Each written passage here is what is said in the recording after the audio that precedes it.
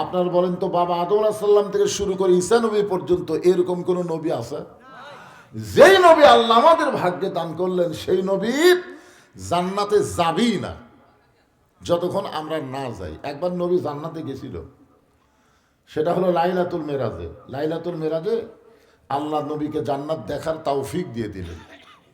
নবী যখন জান্নাতের মধ্যে প্রবেশ করলেন, ওই সময় নবীর সঙ্গে একজন ফেরেশতা ছিল, তার নাম হলো জিবরাইল। ধরে কান, তার নাম কি? ফেরেশতা জিবরাইল বললেন, ইয়া রাসূলুল্লাহ, আপনি যদি জান্নাত থেকে বের না হন, আল্লাহ আপনাকে জান্নাত থেকে বের করে দিবে না।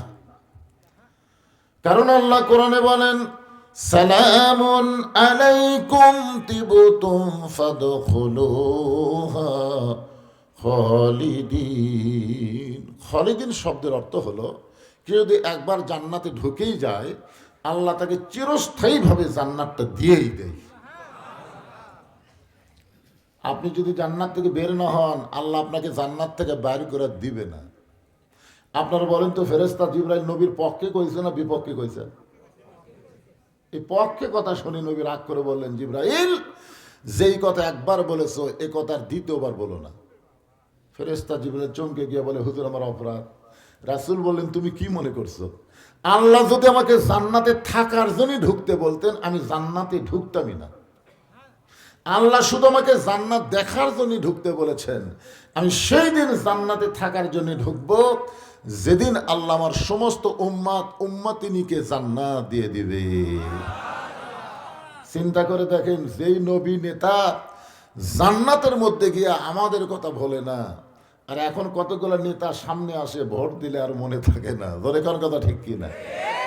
সংসদে গেলি আর খেয়াল নাই, মাঝে মধ্যে নেতা বেড়াবার আসবে, চামচার অত্যাচারের নেতার কাছে যাওয়া যাবি না। ধরে কোন কথা ঠিক কি না?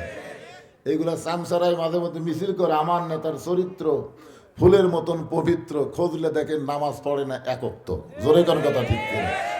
এর আবার নেতা হওয়ার চাই, নেতা এত সোজা? যেই বলবো আমার নেতা তোমার নেতা, সকলে জবান খুলে বলবেন, বিশ্ব নবী মোস্তফা আমার নেতা তোমার নেতা। হলো না, এটা একটা মেম্বার মার্কা স্লোগান হলো। আমার নবী কি মেম্বার মার্কা নেতা? চেয়ারম্যান, এমপি, প্রধানমন্ত্রী, প্রেসিডেন্ট? যেই নবী সম্পর্কে আল্লাহ বললেন, ওয়ামা আরসালনাকা ইল্লা রাহমাতাল লিল আলামিন। সমস্ত মুফাসসিরে কেরাম এ বিষয়ে একমত। রব্বিল আলামিন আর রহমাতুল লিল আলামিন সবাই ব্যাখ্যা করে বলেছেন, যতটুকু এরিয়ার রব হলেন আল্লাহ, ততটুকু এরিয়ার রহমত হলেন মুহাম্মাদুর রাসূলুল্লাহ। এই জন্য সাইজ মতো মারা লাগবে, গলা ছাড়ে, আমার নেতা তোমার নেতা। মাশাআল্লাহ। হ্যাঁ, আমরা সেই নেতা নবীর উম্মত। আমাদের ভাগ্য কত ভালো যদি ঠেকে যাই। ঠেকে দেওয়া বোঝেন না? ঠেকে দেওয়া বোঝেন? কোনো কারণে যদি আমরা ঠেকেই যাই, মানে জান্নাত যাওয়ার আর কোনো উপায় নেই, এটা ঠেকে গেছি ভাইজান, আর জান্নাত হচ্ছে না, এমন সময় আছেন আমার মুক্তার, আছেন আমার ব্যারিস্টার, সেজ বিচারের হাইকোর্টেতে তিনি আমায় করবেন পার। আমি পাপী, তিনি জামিনদার।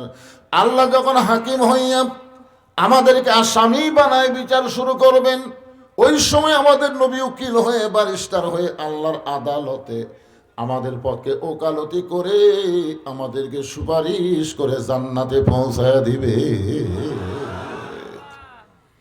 এমন একজন নবীর উম্মত হওয়াতে খুশি যদি হই, তাহলে জবান খুলে আর একবার বলি আলহামদুলিল্লাহ।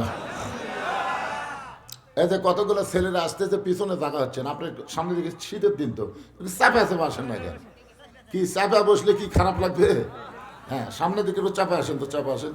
খালি মেয়েদের না, এখন আপনাকেও জায়গা হচ্ছে না। এই জন্য সামনে সামনে একটু জিকির করেন আর চাপেন, সব জিকির করেন আর সামনে চাপে বসেন। লা ইলাহা, আল্লাহর জিকির হবে মহব্বতে। লা ইলাহা লা ইলাহা ইল্লাল্লাহ, লা ইলাহা ইল্লাল্লাহ, লা ইলাহা।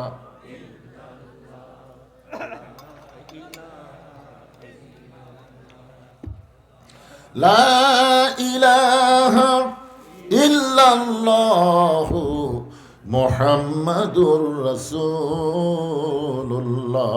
সকলে বলি সাল্লাল্লাহু আলাইহি ওয়াসাল্লাম। আল্লাহর প্রশংসা করার আর একটা কারণ, যে কোরআন থেকে আপনারা আলোচনা শুনবেন, একটাবার তাকায় দেখেন তো এই কোরআন সম্পর্কে আপনাদের ধারণা কি। দেখেন দেখেন দেখেন কি ধারণা।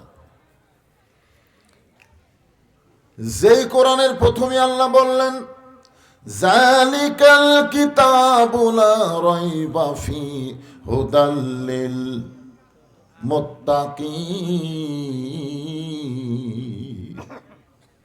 আচ্ছা, এখানে যদি আল্লাহ বলতেন জালিকাল কিতাবু লা রাইবা ফি হুদাল লিন নাস, তাহলে কিন্তু কোরআন থেকে সবাই হেদায়েত পাওয়ার সম্ভাবনা ছিল। আমার কথা কি খেয়াল করছেন? এই কিতাবের মধ্যে কোনো সন্দেহ নাই, এই কোরআন পাইকারি হারে সবাইকে হেদায়েত দিবে না। সুবহানাল্লাহ লাগি কর না। মানে হুদাল্লিল মুত্তাকিনের জায়গায় যদি হুদাল্লিন নাস থাকতো, তাহলে বোঝা যাইতো এই কোরআন থেকে পাইকারি হারে সবাই হেদায়েত পাবে। কিন্তু এখানে হুদাল্লিন নাস না বলে হুদাল্লিল মুত্তাকিন বলে আল্লাহ বুঝাই দিলেন কোরআন থেকে সবাই হেদায়েত পাবে না, কেবলমাত্র মুত্তাকি বান্দা বান্দি যারা আল্লাহর কোরআন থেকে হেদায়েত পাবে তারা। কি একটা সমস্যা হলো এখানে, সমস্যা হয়ে গেল না। এখন মুত্তাকি খারা। আবু জেহেল কোরআন শরীফ শুনেছে, আপনারা জানেন। নবী যখন কোরআন তেলাওয়াত করত, 1 নম্বর শ্রোতা পিছন থেকে অন্ধকারে দাঁড়ায়া দাঁড়ায়া সারা রাত শুনছে, সারা রাত।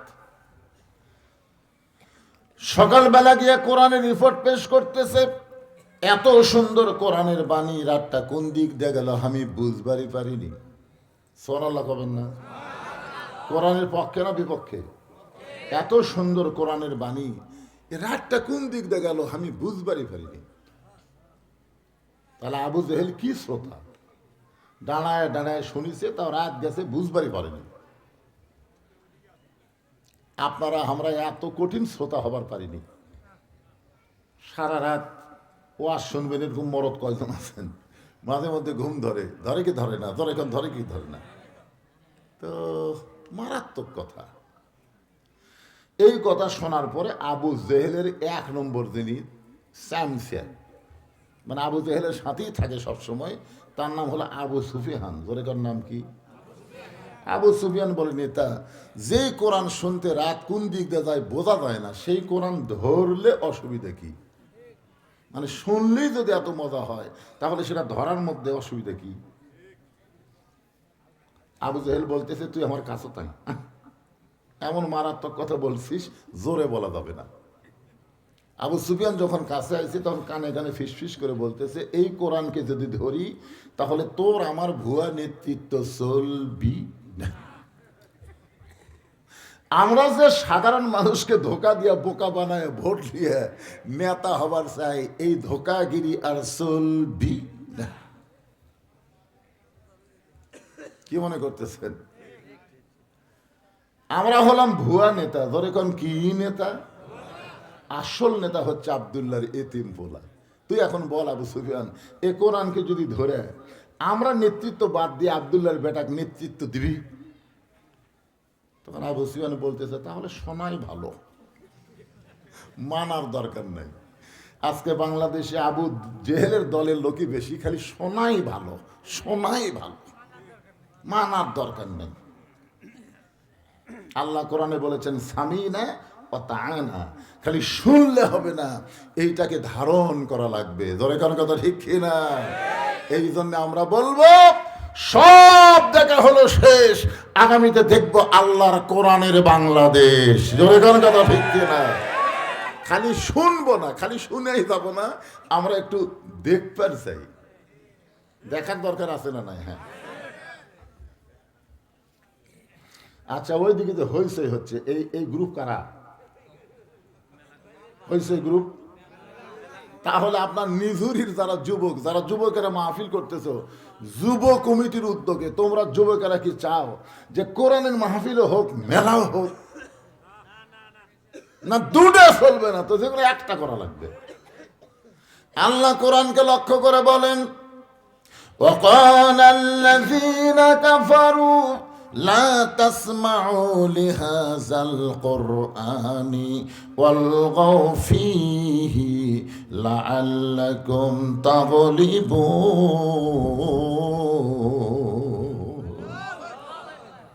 মুসলমানের বাচ্চা যারা হবে, মুসলমানের জন্ম নেওয়া সন্তান যারা হবে, এত রাত্রে তারা মেলার মধ্যে থাকবে না, মেলাও করবে না। মুসলমানের বাচ্চা যাদের জন্ম বৈধ সন্তানেরা কোরআনের মাহফিল বাদ দিয়ে মেলা ঘুরবেই না। যারা ঘুরতেছে এরকে জন্মের ঠিক নাই। জোরে কারণ কিসের ঠিক নাই? জন্মের ঠিক নাই। খালি গরু ছাগলের মতন জন্ম দিলেই হবে না বাজান। এটা কি যাতায়াত করে 10:30 বাজছে, তারপরে মেলা ঘুরিস, তোকে লজ্জা লাগে না? তারপর হইচই করতেছে, দেখছেন? এইবার যদি বন্ধ হয় না, কোনো ওই অ্যাঙ্গেল ম্যাঙ্গেল চলবি না তো। আর কোনো অ্যাঙ্গেল ম্যাঙ্গেল আছে? যা মারা লাগবে ডাইরেক্ট। জোরে কথা, এখন অ্যাঙ্গেলের দিনই শেষ, ডাইরেক্টের বাংলাদেশ। এখন আর অ্যাঙ্গেল ম্যাঙ্গেল নাই।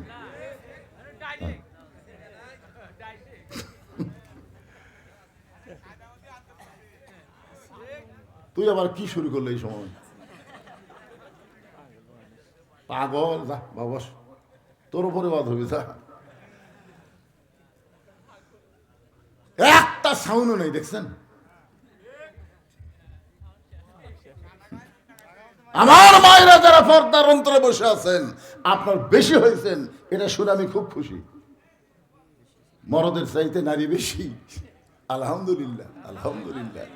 এর জন্য কিছু ওয়াজ আছে না নাই? একটা ডাইরেক্ট ওয়াজ। হ্যাঁ, একটু মনোযোগ দিয়ে শোনেন। আল্লাহ বলতেছেন, হুদাল লিল মুত্তাকিন, মুত্তাকি বান্দা বান্দি যারা আল্লাহর কোরআন থেকে হেদায়েত পাবে, তারা এই মুত্তাকি সম্পর্কে আল্লাহ ব্যাখ্যা করে অন্য আয়াতে বলতেছেন, ইয়া আইয়ুহাল্লাযীনা আমানুত্তাকুল্লাহা হাক্কা তুকাতিহি ওয়া লা তামুতুন্না ইল্লা ওয়া আনতুম মুসলিমুন। এখন কি হচ্ছে? এই খবর ওর কাছে গেছে। তোরা এখন দেখতেছে টুপিওয়ালা যদি এক হয়, তাহলে হামাকে তো এই জন্য উগ্রপন্থী মন্ত্রী বলে দিচ্ছে, হুজুররা, মৌলবাদীরা, আল্লাহর কোরআন নিয়ে সংসদে যাবার চাস? খেয়াল করে দেখ, 3 দিকে ভারত, একদিকে সাগর। যদি ভারত ধরে পলাবো কোন দিক দিয়ে? সাগর ছাড়া তো তোকে রাস্তা নাই। আমি সাথে সাথে উগ্রমন্ত্রীর প্রতিবাদে ফেসবুকে একটা স্ট্যাটাস দিয়ে দিলাম, তোরা মুসা নবীর জীবনী পড়িস না রে মালোয়ারের জাত। মুসা নবীর জীবনী পড়, মালোয়ারের বাচ্চারা। 3 দিকে ফেরাউন লাঠি নিয়ে দাঁড়ায় আছে। ফেরাউন বলে, মুসা পলাবি কোন দিক দিয়ে? সামনে সাগর। মুসা নবী সাগরের দিকে তাকায় না, আল্লাহর দিকে যেই মাত্র তাকাইছে, আল্লাহ বলেন, নাসরুম মিনাল্লাহি ওয়া ফাতুহুন কারীব ওয়াবাশশিরিল মুমিনিন। আপনারা বলেন তো, যেই সাগর মুসা নবীর জন্য আল্লাহ রাস্তা করে দিচ্ছে, সেই আল্লাহ আমাকে রাস্তা না নাই? তাহলে ভারত গরম দেখায়? আল্লাহর বাচ্চা আয়, বাংলাদেশে তাই। আমি গত বছর বলছিলাম, ভাই, খালি সবাই 2.5 হাত করে একটা লাঠি বানাবেন মুসলমানেরা, আর একটা খুর থুবেন, খুর। মামার বাচ্চা ঢুকবি, লাঠি দিয়ে পেড়ে ফেলে দেবো আর কেটে দেবো। পোলটা দিলি মুসলমান। পরে কথা আমার এই ওয়াজ গোটা ভারত যায়, তা ভিউ হসে বাবা। ওরিস কয় কি রে, লাঠি দিয়ে পেড়ে ফেলে দে, খুর দিয়ে কেটে দিবি, পোলটা দিবি। যেই ভগবানের পাওয়ার দেখাস সেই ভগবানের ভ বাদ দিলে গবানের কোন অর্থ ডিকশনারিতে নাই। গবানের গ বাদ দিলে বান মানে গুণ না, দুনিয়ার কোনো মানুষ পছন্দ করে না। বা বাদ দিলে তোদের ভগবান নেই। আর আমাকে আল্লাহর খবর জানিস? আমাকে আল্লাহর খবর জানিস? আল্লাহু লা ইলাহা ইল্লা হুয়াল হাইয়ুল কাইয়ুম। মন যদি চায় আলিফ বাদ দে তো দেখ, লিল্লাহি মা ফিস সামাওয়াতি ওয়াল আরদ। আবার যদি মন চায় লাম বাদ দেন, লাহুল মুলকু ওয়া লাহুল হাম। আবার মন চাইলে লাম বাদ দেন, ওয়াল্লাহুল্লাযী লা ইলাহা ইল্লাহু। আমরা যে আল্লাহকে বিশ্বাস করি, যে আল্লাহ আমাদের ত্রাণকর্তা, যে আল্লাহ আমাদের রক্ষাকর্তা, সে আল্লাহর সবকিছু বাদ দিলেও আল্লাহ বাদ পড়ে না। মুসলমানের আল্লাহ সদা বিরাজমান। জোরে বলেন কথা ঠিক কি? কাকে ভয় দেখাস? ও আমানা মিন খাউফ। আল্লাহ কয় আমার ঘরের, এই ঘরের মালিকের গোলামি কর, তোরকে পুরোপুরি নিরাপত্তা আমি দিয়ে দেবো। অ্যাটম মারবি, হাইড্রোজেন মারবি? তোরকে কি মনে নাই জাতির পিতা ইব্রাহিমের জন্যে আমি নমরুদের চুলা যদি শান্তির বাগান বানাবার পারি, ওই মালনের বাচ্চার পারমাণবিক বোমা বাংলার জমিনে পড়বে, আল্লাহর কুদরতি পাওয়ারে মালনের বোমা মিষ্টি তরমুজ দাঙ্গি হয়ে যাবে। জোরে করে কথা ঠিক কিনা? কি কর আমাকে সে আল্লাহ আছে না নাই? নমরুদ খালি কয় পড়লেই মরবি রে। ইব্রাহিম একবারও তাকায় না, তাকায় আছে ওপর দিকে। আল্লাহ কয় ইব্রাহিম খবর কি? তাকায় না আল্লাহ, কারণ আমার ইমান বলতেছে নমরুদ জ্বলাবার পারে, কিন্তু পাওয়ার তো নমরুদের হাতে না, পাওয়ার হলো আপনার হাতে। তা আপনি কি বলতেছেন? আল্লাহ বলতেছে কুলনা ইয়া নারু কুনি বারদাও ওয়া সালামান আলা ইব্রাহিম। তো ওরা অ্যাটম বোম মারবে, পাওয়ার কার হাতে? আল্লাহ যদি বলে ফুটিস না, কি ফুটবে? আমাদের বাংলাদেশের মাটি ভালো, বুঝলেন? বোম পোড়া মাটির উর্বরতা শক্তি পায় মিষ্টি তরমুজ। ছোট ছোট বাচ্চারা কয়ে গেলে এই জমির মধ্যে এটা কি পড়ে আছে রে, কাছে এসে দেখে তরমুজ। ওরা দাও বটি যার আছে বুঝলে লিয়ে যায়, যখন তরমুজ কাটিয়া খায় ওরা দূরবীন যন্ত্র দিয়ে দেখতেছে, হায় হায় আমাকে বোমা এরা কাটিয়ে খায়। হাসির কথা না। ইমাম মেহেদী আলাইহিস সালাম আসতেছে, বাংলাদেশে কোরআনের জয়গান বাজতেছে। আর সময় নাই, পৃথিবীর মানচিত্র থেকে মালওয়ানের বাচ্চা শুধু না বিধর্মীরা নিফাত যাবে। ধরে কোন কথা ঠিক কিনা? একটু মনোযোগ দিয়ে শুনবেন। ইয়া আইয়ুহাল্লাযীনা আমানুত্তাকুল্লাহা হাক্কা তুকাতিহি ওয়া লা তামুতুন্না ইল্লা ওয়া আনতুম মুসলিমুন।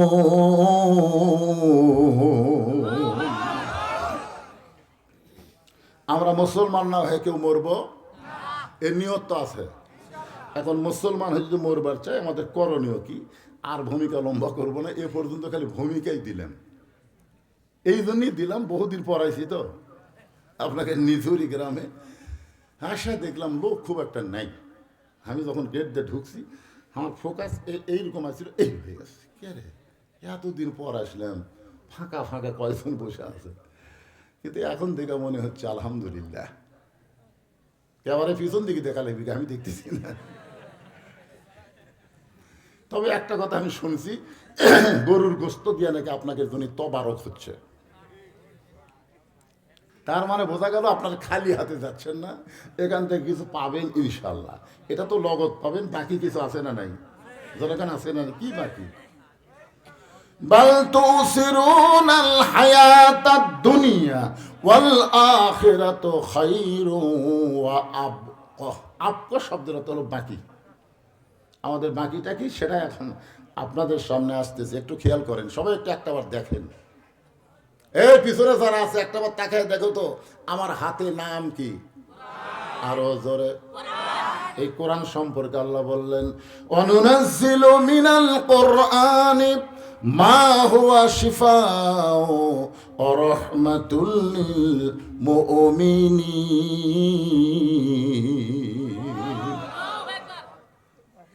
এর বাংলা একটা অর্থ আছে, কব স্লোগান আকারে কোয়া লাগবে।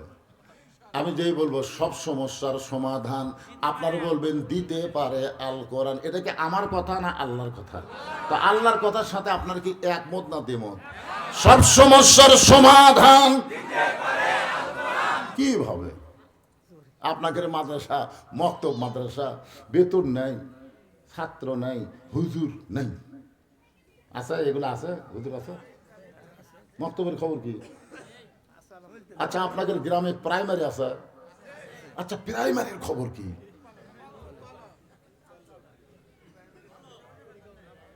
এই বাদান, এই উঠলো কে রে?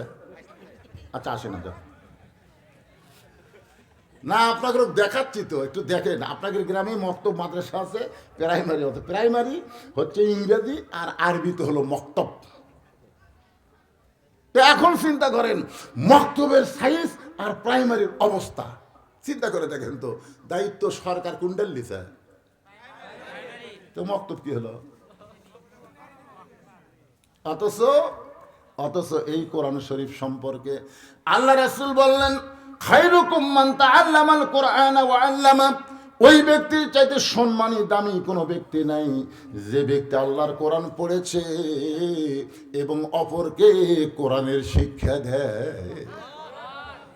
খালি সুবহানাল্লাহ করলে হবে না তো। প্রাইমারি মাস্টার কিভাবে হাঁটে আর মক্তবের হুজুর কিভাবে চলতিছে। প্রাইমারি মাস্টার খালি মোচর তাও দিচ্ছে, আর মাস গেলে চেক কেটে দিয়ে খালি। আর মক্তবের হুজুর আপনাকে দিকে তাকে আছে, হুজুর কি হচ্ছে? 3 মাস বাকি, 3 মাস হলে বাকি হুজুর। আজকে দেখেন এই কোরআন শরীফ একটু দেখেন ভাইজান, একটু মহব্বত করে তাকায় দেখেন, কাবা শরীফ দেখার চাইতেও বেশি সওয়াব। আমার সাথে এক ব্যক্তি হজ করবার যায়, ওই খালি কাবা ঘর ধরে আর চুমা খায়, মানে দৌড়ে যায়, বুঝলেন? কাবা ঘর ধরে আর চুমা খায়। তা আমি তো দুধ দিয়ে ঘুরি, আমাকে হুজুর আপনি কাবা চুমা খাবেন না? আমি বললাম, পাগলা, মানুষের ভিড় কেমনি খাই? হুজুর আপনি নিয়ম জানেন না, খালি এই এই এই এই এই এই মানে কোনা মারবেন আর সামনে যাবেন। আমি কইলাম, কে রে কুনে মেরে সামনে যায় কাবা চুবা খাওয়া? এক সময় আমি বললাম, ভাই 1 কোটি বার কাবা চুমা খেলে যে সওয়াব হবে তার চাইতে বেশি সওয়াব হবে একটা জিনিস চুমা খেলে। আমাকে হুজুর কাবা ঘর কোটি বার চুমা খেলো তার চাইতে বেশি সওয়াব হবে কি? আমি বললাম, আল্লাহর কোরআনকে যদি একটা চুমা দিবার পারো তাহলে এর চাইতে বেশি সওয়াব। আমার ঘরের মধ্যে আরো অনেকগুলো হাজি আসলো, তারা বলে, হুজুর দলিল দেন। আপনি একটা কথা বললেন আর হলো? কাবা ঘর চুমা খাওয়ার চাইতে কোরআন শরীফ চুমা খেলে বেশি সওয়াব, তার একটা দলিল দেন। আমি বললাম, পাগলা, কাবা কার ঘর? জোরে কান। আর কোরআন কার? কাবা ঘর সম্পর্কে আল্লাহ কিছুই বলে নাই। মক্কা বিজয়ের পরে নবী কাবা ঘরের দরজা খুলে তাকায় দেখে কাবা ঘরের মধ্যে 360টা মূর্তি। ওমর ফারুক বলতেছি, ইয়া রাসূলুল্লাহ, আল্লাহর ঘরে মূর্তি কেমনি ঢুকলো? তো আল্লাহ রাসূল বলে, উমর তুমি কি চিন্তা করো, আল্লাহ তাহলে কি করলো? ঘর কার? মূর্তি কেমনে ঢুকলো? রাসূল বলেন, উমর আমরা মদিনায় গেছিলাম তো এই সুযোগে কাফেরেরা মূর্তি ঢুকেছে। এখন আমরা যখন মক্কায় এসেছি মূর্তিগুলো বের করে আমাদের ভাঙতে হবে, কারণ আল্লাহর ঘর হতে পারে আল্লাহ হেফাজত করবে না। হেফাজতের দায়িত্ব দিয়েছে আল্লাহ মানুষকে, আল্লাহ ওয়ালাদেরকে, কিন্তু এই কোরআন হেফাজতের দায়িত্ব আল্লাহ মানুষকে দেয়নি। কোরআন সম্পর্কে আল্লাহ বলেন, ইন্না নাহনু নাযালনা যিকরা ওয়া ইন্না লাহু লাহাফিজুন। মুয়াজ্জিন সাহেব এশার নামাজ পড়ে তালা না দিয়ে বাড়িতে গেছে, মনে করেন মনের ভুলে তালা না দিয়ে কুটি গেছে, বাড়িতে গেছে। ফজরের নামাজের আযান দিবে, এসে দেখে মাইক নাই। সমস্ত মুসল্লি এসে কয়েক আযান, মাইক নাই। এই মুয়াজ্জিন কি মাইক তেমন না? ভাই তালা দেয়নি রে, তালা দেয়নি, চোরে লিয়ে গেছে। সবাই একই কথা বলতেছে, তোমার দোষ। আপনার বলেন তো ঘর কার? আল্লাহ কি করলো? তার মানে বোঝা গেল কাবা ঘর, মসজিদ আল্লাহর ঘর। এই ঘর ততক্ষণ পর্যন্ত হেফাজত থাকবে যতক্ষণ আল্লাহ ওয়ালারা থাকবে। আর কোরআন হেফাজতের জন্য কোনো আল্লাহ ওয়ালা লাগবে না, স্বয়ং আল্লাহ হেফাজত করবে। এখন বলেন কাবা ঘরের দাম বেশি না আল্লাহর কোরআনের দাম বেশি? একটু মনোযোগ দেবেন। সেই কোরআন সেই কোরআন সম্পর্কে আল্লাহ বললেন, অনুনাজ্জিলু মিনাল কুরআনি মা হুয়া শিফাউ ওয়া রাহমাতুল লিল মুমিনিন। আমি যেই বলবো সব সমস্যার সমাধান, আপনারা বলবেন দিতে পারে আল কোরআন। সব সমস্যার সমাধান বাংলাদেশের মতন 96টা দেশের খলিফা আমাদের বাংলাদেশের মতন 96টা দেশ পরিচালনা করেন। তার নাম হলো হযরত ওমর। তার নাম হলো হযরত ওমর। এক সময় হযরত ওমর বললেন, সাহাবীরা রে, তোমরা কি আমার অতীতের খবর জানো? আমি অতীতে খালার বাড়িতে রাখালি করতাম, খালার ছাগল চড়াইতাম। বিকেল বেলা যখন ছাগলগুলো নিয়ে ফেরত আসতাম, আমার খালা কান ধরে বলতো, ওমর কয়টা ছাগল নিয়ে গেলি ময়দানে, কয়টা ফেরত আনলি? আমি ছাগলের পাল গুনে দিকে 2-3টা কম। আমার খালা বলে, আবার নিয়ে আসো। আমি এক দৌড়ে ছাগলগুলো খুঁজে খুঁজে যখন নিয়ে এসে খালারে জমা দেই, খালা মাথার চুল ধরবার, ওমর যেই ভুল তুমি আজকে করেছো, এই ভুল যদি আগামীকাল করো, তোমার রাখালির চাকরি কিন্তু ক্যান্সেল করে দেব। আমি খালার পা ধরে বলতাম, খালা আমার রাখালির চাকরি যদি ক্যান্সেল করে দেন, তাহলে আমি থাকবো কোথায়, খাবো কি? যে উমর একদিন রাখালির চাকরি রক্ষা করার জন্য খালার পা ধরে কেঁদেছে, আজকে সেই উমরকে অর্ধ পৃথিবীর আল্লাহ খলিফা বানাইছে। এটা উমরের যোগ্যতায় নয়, এটা কেবলমাত্র আল্লাহর কোরআনের ওসিলা। এখন আপনারা বলেন, এ কোরআনের পাওয়ার আছে না নাই? আর আমাদের দেশে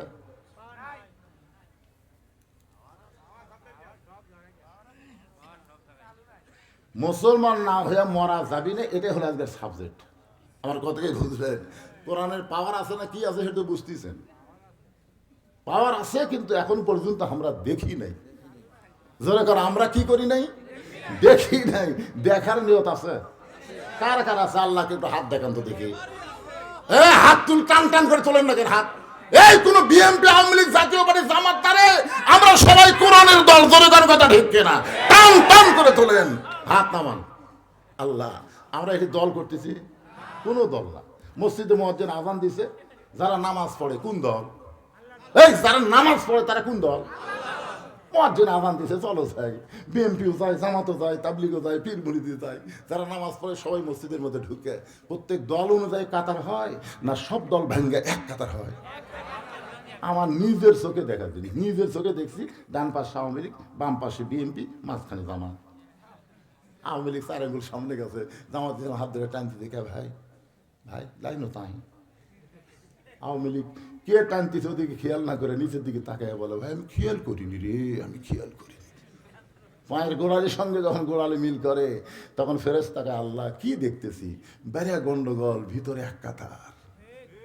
আল্লাহ বলতেছে, আমার ঘর, আমার ঘরের মধ্যে কোনো রাজনীতি চলবে না।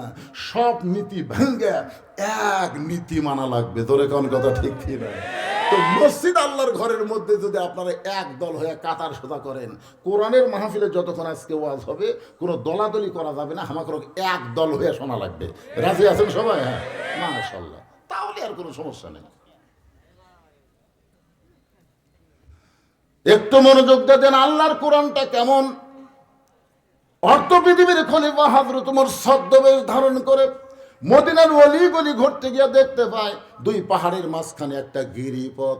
ওই গিরিপথের ভিতর দিয়ে একটা সুন্দরী মেয়ে ধীর গতিতে হেঁটে হেঁটে আসতেছে। একটা সুন্দরী মেয়ে ধীর গতিতে হেঁটে হেঁটে আসতেছে। ওমর ফারুক মেয়েটার দিকে তাকাই বললেন, আলহামদুলিল্লাহ। এখন আপনারা চিন্তা করতেছেন, হুজুর একটা সুন্দরী মেয়ে দেখলেই আল্লাহর প্রশংসা করা যাবে? তাহলে রাস্তা দিয়ে যখন মেয়েরা যাবে আমরা দেখব আর আল্লাহর শুকরিয়া আদায় করব। ওমর ফারুক যে মেয়েটাকে দেখে আলহামদুলিল্লাহ বলতেছে, ওই মেয়েটা বাংলাদেশের পরিবেশের মেয়ে না, ওই মেয়েটা হলো আল্লাহর কোরআনের আইনের পরিবেশের মেয়ে। মেয়েটা যদি দেখতে খাটো হয়, মেয়েটা যদি দেখতে কালো হয়, এরপরও আল্লাহর আইন পর্দা যদি মেনে চলে, আল্লাহর ইসলাম কেবলমাত্র তাদেরকেই সুন্দরী মেয়ে বলে।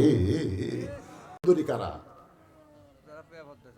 এক ছেলেকে বললাম সবচাইতে সুন্দরীকে, বলে আপনি হুজুর মানুষ, আপনি শুনে লাভ কি? আমি হুজুর, আমার শোনা যাবে না। বর্তমানে সবচাইতে সুন্দরী একটা নাম করলো। নাম তো কোরআনের মাহফিলে তো বলার দরকার নেই। আমরা আমাদের চিন্তা করতে হবে যে এখনকার ছেলেরা কি দেখতেছে, অপু, পূর্ণিমা, মৌসুমী, আপনারা বলেন তো এগুলা সুন্দরী? আল্লাহর কোরআন যখন বাংলাদেশে চালু হবে, বেপর্দা নারী সুন্দরী হবে, তখন স্লোগান হবে পর্দানিশী নারী যারা, আপনার সবাই বলবেন বিশ্ব সুন্দরী তারা, পর্দানিশী নারী যারা, আর বেপর্দা নারী যারা বিশ্ব বেহায়া তারা, বেপর্দা নারী যারা শিলা কলা তারা। শিলা কলা বোঝেন আপনারা? একই গাছের কলা, এক গামলায় চোঁচাওয়ালা, এক গামলায় শিলা। আপনার বলেন তো খরিদ্দার কলা কেনার সময় কোনটা কিনবে, চোঁচাওয়ালা না শিলা? তো চোঁচাওয়ালা যখন কিনবার চাই, কলাওয়ালা বলতে ভাই তুই কি কলা শিলা খাস না? শিলাই তো খাই, তাকে থেকে শিলা আছে, খা লে। তখন না ভাই আমি খাওয়ার আগেও খাসে। কলাওয়ালা কান ধরে বলতেছে, আল্লাহ শপথ করে বলতেছে কেউ খায়নি রে, কেউ খায়নি। আরে পাগলা, তোর খালি চোখে ধরা পড়বে। পোকা, মশা, মাছি, ধুলা বালি এইগুলা কলার উপর পড়ে ব্যাকটেরিয়া খালি কিলবিল করতেছে। কলা খাওয়ার সময় আপনি যদি পর্দানিশী চোঁচাওয়ালা কলা খান, তাহলে বিয়ে করার সময় দেখে শুনে পর্দানিশী মেয়ে বিয়ে করার দরকার আছে না নাই? দরকার আছে নাই? আজকের যুবকেরা যারা বিয়ে করে নেয়, তারা যদি নিয়ত করে আগামীতে বেপর্দা নারীকে আমরা বিবাহ করব না, খালি এই স্লোগান দেওয়া মাত্রই একটা বেপর্দা নারীও সমাজে থাকবে না। অন্তত বিয়া বসার আগ পর্যন্ত তারা পর্দাই থাকবে। আমি ছোটবেলায় দেখছি আমাদের এলাকার মেয়েদেরকে ছেলের বাপের পক্ষ থেকে যে কিছু প্রশ্ন করতো, তা আমাকে এক অনুষ্ঠান নিয়ে গেছে, হুজুর আপনি আলেম মানুষ, প্রশ্ন করেন। আমি কি প্রশ্ন ভাই? প্রশ্নের দরকার নেই, আপনারাই করেন। তো ছেলের চাচা বলতেছে, মা একটা বড় হুজুর নিয়ে আইছি, মা তুমি আয়াতুল কুরসি বলো তো। তখন মেয়েটা আয়াতুল কুরসি বলে দিল। মানে আগেকার লোকেরা মেয়ে কিনতে শিখাতো। হঠাৎ যদি প্রশ্ন করে ছেলের পক্ষ থেকে, মা তুমি দোয়ায় কুনুত করতো, ওই দোয়ায় কুনুত করে দিল। তারপরে ছেলের চাচার হাউস মিটতেছে, মানে আটকাবি। তারপরে বলতেছে আমার সূরা হাসরের শেষ 3 আয়াত কত। তখন মেয়েটা হুয়াল্লাহুল্লাহ যে 3 বার আছে না নাই, একটু মোসাব্বহ একারি ভুল গেছে। তখন বলে হলো না। আমি কইলাম ভাইরে কঠিন আয়াতুল কুরসি পারছে, দোয়ায় কুনুত পারছে, এটা একটু আটকে গেছে, তো কি হয়েছে? না হুজুর হবি না। আমি বললাম মা তুমি ভিতরে যাও। যেই ভিতরে গেছে আমি তখন বললাম ভাই ছেলের বাপ বলতে তা কেন? তা মানে পরীক্ষা, খালি মেয়ের হবি ছেলের হবি না, যাওলি আসো। ছেলের বাপ কয় আপনি তো আমাকে এই তোরকে লোক আমি আগে ছিলাম, কিন্তু বিচারকের চেয়ারে যখন বসেছি তখন আর কারো লোক নাই, বিচার করা লাগবে 2 দিকে। জানি যা ছেলে ক্লিয়ার আসলো। আমি বললাম বাবা আয়াতুল কুরসি বলো তো। আয়াতুল কুরসি কি দোয়া হুজুর? দেখছেন আয়াতুল কুরসি কি দোয়া, ও জীবনে শুনিনি। আমি ছেলের বাপের দিকে তাকিয়ে বললাম ওটা হলো মেয়ে আর আপনারটা হলো পাঁঠা। মেয়ের সাথে কোনো পাঁঠার বিয়ে হয় না। কি আগেকার মায়েদেরকে কোরআন শরীফ শিক্ষা দিত, কারণ বিবাহের দিনে যদি ছেলের পক্ষে কোনো প্রশ্ন করে, আমার মায়েরা যারা পর্দার অন্তরালে একটু মনোযোগ দিয়ে শুনবেন। এখন থেকে ছেলেরা যদি নিয়ত করে বেপর্দা নারীকে আমরা বিয়ে করব না, অবশ্যই মেয়েরা পর্দানিশী হবে। ধরে কোন ঠিক কি না? ওমর ফারুক মেয়েটার নিকটে গিয়ে বললেন, মা এই নির্জন পদে তুমি একা একা চলতেছ, তোমার সামনেও কোনো মানুষ নাই, পিছনেও কোনো মানুষ নাই, তোমার অন্তরে কি ভয় ডর লাগে না? মেয়েটা হেজাবের ভিতর থেকে বলে, পথিক তুমি কি হযরত ওমরকে চেনো? সুবহানাল্লাহ। মেয়েটা পর্দার ভিতর থেকে ওমরকে লক্ষ্য করে বলে, পথিক তুমি কি হযরত ওমরকে চেনো? যদি ওমরকে তুমি চিনতা তাহলে এরকম বেসাইদা কথা বলতা না। ওমর ফারুক চমকে উঠে বললেন, মা আমি কি বেসাইদা কথা বললাম? মেয়েটা বলে, পথিক রে, যেদিন থেকে হযরত ওমর আল্লাহর কোরআন দিয়ে রাষ্ট্র চলায়, যেদিন থেকে আল্লাহর কোরআন দিয়ে রাষ্ট্র চলে, সেদিন থেকে পৃথিবীর এক প্রান্ত থেকে আর এক প্রান্তে একটা মহিলা যাবে, ওই মহিলার কলিজায় আল্লাহ ছাড়া অন্য কারো ভয় থাকবে না। পৃথিবীর এক প্রান্ত থেকে আর এক প্রান্ত পর্যন্ত একটা মহিলা যাবে, ওই মহিলার কলিজায় কেবলমাত্র ভয় থাকবে কার? সেদিন ষোড়শী নির্জন পথে যাবে, কোনো জন কটু কথা কবে না, পথে আর প্রান্তরে সম্পদের মোহে পড়ে খুন আর হাজানি হবে না। সবাই বলেন যদি মেনে চলি কোরআন, বলেন যদি মেনে চলি কোরআন আর রাসূলের বিধান, সকলেই শান্তিতে থাকবে। বাংলার আকাশে কলেমার পতাকা যেদিন দুলবে। পথিক, তুমি কি হযরত ওমরকে চেনো? বর্তমানে হযরত ওমর আল্লাহর কোরআন দিয়ে রাষ্ট্র চালায়। বলেন তো মেয়েটা যে ওমর ফারুককে বলতেছে, পথিক তুমি কি হযরত ওমরকে চেনো? ওমর কি চেনে ওমর? ওমর ফারুক হাঁটু গেড়ে বসে বললেন, মা মা, তোমার কথা শুনে আমার কলিজা খুশি হয়ে গেছে। তুমি যে ধীর গতিতে চলতেছো, তোমার চলন দেখে আমার একটু চিন্তা হচ্ছে। আমার মনে হয় তুমি একটা দুঃখী নারী। মেয়েটা হেজাবের ভিতর থেকে কান্দে আর বলে, পথিক রে, আমি আসলে একজন দুঃখী নারী, কিন্তু আজকে 6 দিন হলে আমি হযরত ওমরকে খুঁজে বেড়াই। আমি আসলে একজন দুঃখী নারী, কিন্তু আজ কয়দিন? ওমর ফারুক বললেন, মা তুমি কি পাগলি টাগলি নাকি? উমর হচ্ছে অর্ধ পৃথিবীর খলিফা। সেই উমরকে তুমি খুঁজতেছো 2 পাহাড়ের মাঝখানে। উমরকে যদি পাবার চাও তাহলে রাজ দরবারে যাও, বঙ্গভবনে যাও, গণভবনে যাও, সংসদ ভবনে যাও। এই 2 পাহাড়ের মাঝখানে উমর খুঁজতেছে। উমর কি দুম্বা উঠ? সঙ্গে সঙ্গে মেয়েটা বলে, পথিক আল্লাহর কোরআন দিয়ে যেদিন থেকে রাষ্ট্র চলবে সেদিন থেকে নেতা খোঁজা লাগবে না, বরং নেতারাই দুঃখী মানুষকে খুঁজে বেড়াবে। আমি 6 দিন হলে উমরকে খুঁজতেছি, আমার ইমান বলতেছে আর 1 দিনের মধ্যেই উমরকে পাওয়া যাবে ইনশাআল্লাহ। মেয়েটা বলতেছে আমি কয়দিন হলে খুঁজতেছি? 6 দিন হলে, আর 1 দিন। আমার ইমান বলতেছে 1 দিনের ভিতরেই উমরকে খুঁজে পাবো ইনশাআল্লাহ। মেয়েটা কিন্তু একটা মারাত্মক কথা বলেছে। আল্লাহর কোরআন দিয়ে যখন রাষ্ট্র চলবে তখন নেতা খোঁজা লাগবে না, নেতারাই দুঃখী মানুষকে খুঁজে বেড়াবে। আমাদের বাংলাদেশের নেতারাও কিন্তু দুঃখী মানুষকে খোঁজে। এটা ভোটের আগে না ভোটের পরে? কি চরিত্রের বারে! আমাকে এলাকায় এক নেতা 5,000 গাড়ি, 5,000 গাড়ি বোঝায়। আমার একটা সাধারণ ভাঙ্গা গাড়ি কিনলে হুজুর আবার গাড়ি কিনছে, লব উল্টে হয়। আর 5,000 গাড়ির ছোট নেতা যাচ্ছে, রাস্তা দেখ ফকির আসতেছে, নেতা বলতেছে ড্রাইভার ব্রেক করো। ড্রাইভার বলে স্যার কি জন্য ব্রেক? কই যে ড্রাইভার কয় স্যার ওটা ভিক্ষা করা যায়। নেতা বলতেছে পাগলা, ভোটের আগে থামা। যে গাড়ি ব্রেক করছে নেতা গাড়ির থেকে নামে ফকির সালাম দেয়, সালাম চাচা, কেমন আছেন চাচা? ফকির তো সালাম দেয় না, ভয়ে খালি চারদিকে তাকায়। নেতা বলে বাবা কি দেখতেছেন? বলে তুমি কাক সালাম দিলা? আপনাকেই তো দিলাম, আমি ভিক্ষা করে খাই। নেতা বলতে ভোটের আগে আপনিও যা আমিও তাই। হাই রে নেতার চরিত্র রে! এই নেতা এই চরিত্র যদি ভোটের পরে ধরে রাখতে পারতো তাহলে হযরত ওমর ফারুকের সঙ্গে আল্লাহ তারে জান্নাত দিত।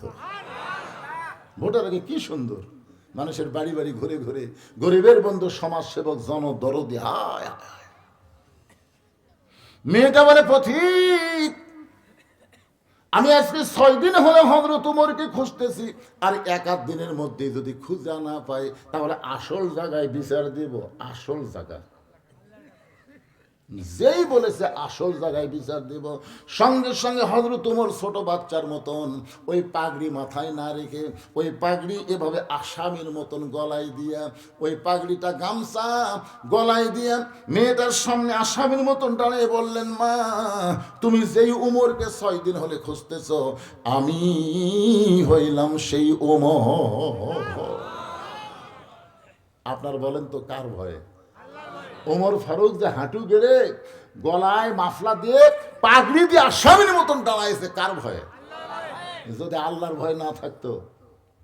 আহা, যেই মাত্র বলেছেন মা তুমি যেই উমরকে খুঁজতেছো 6 দিন হলে আমি হইলাম সেই উমর, সঙ্গে সঙ্গে মেয়েটা বলতেছে আমিরুল মুমিনিন, তাহলে আপনি চোরের মতন একা একা ঘুরতেছেন, আপনার কি চামচা নাই?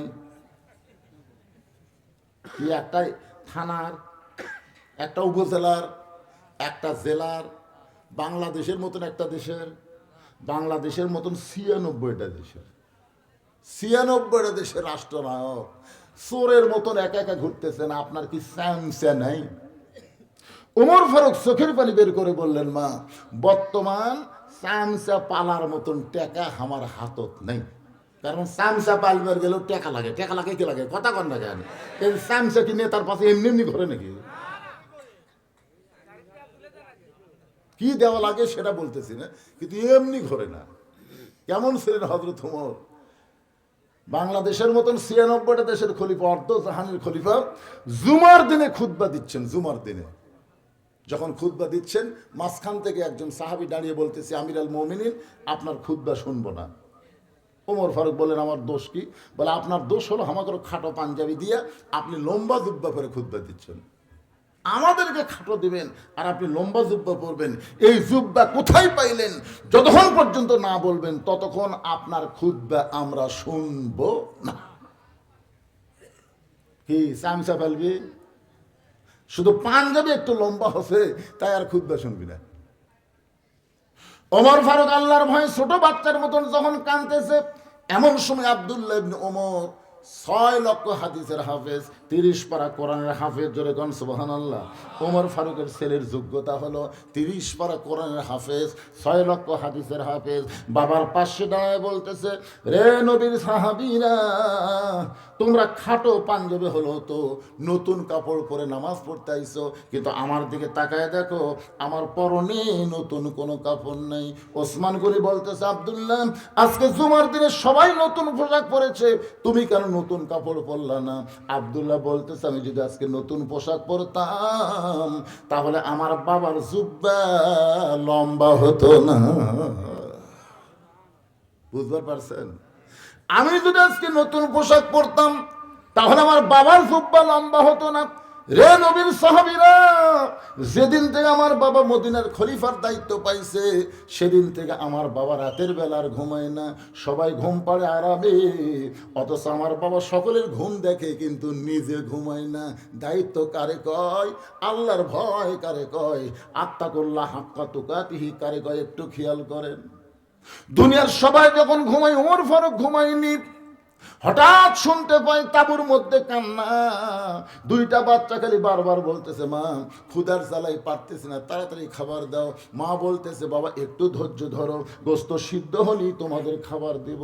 ওমর ফারুক চিন্তায় পড়ে গেলেন, দুম্বার গোস্ত হলে বড় জোর 8 ঘন্টা লাগবে, উটের গোস্ত হলে বড় জোর 1 ঘন্টা লাগবে। এত রাত হয়ে গেল, এখন পর্যন্ত গোস্ত সিদ্ধ হয় না। এটা কেমন মা? এই মায়ের কলিজাত কি কোনো দয়া নাই? ওমর ফারুক আর দূরে থাকলে পারলেন না, ওই তাঁবুর কাছে গিয়ে বললেন, মা তোমার 2টা সন্তান ক্ষুধার জ্বালায় কান্দে, এখনো পর্যন্ত তোমার গোস্ত সিদ্ধ হয় না, তুমি এমন কি গোস্ত সিদ্ধ করতেছো? মেয়েটা বলে, পথিক, এই গভীর রাত্রে তুমি আমার খোঁজ করতেছো, তুমি জানো না রে পথিক, আমার বাড়ি হলো ইয়ামিন দেশে। আমি শুনতে পাইলাম মদিনার খলিফা ওমর অত্যন্ত ভালো মানুষ। আমার 2টা এতিম বাচ্চাকে নিয়ে গতকাল বিকেল বেলায় ওমর ফারুকের দরবারে আইলাম, কিন্তু এত মানুষের ভিড়, আমি ভিড় ঠেলে একটা মহিলা মানুষ, আমার বাচ্চাদেরকে নিয়ে ওমরের দরবারে যাবার পারলাম না। আমি মনে মনে সিদ্ধান্ত নিলাম, আগামীকাল সকালবেলা ওমরের দরবারে যাব।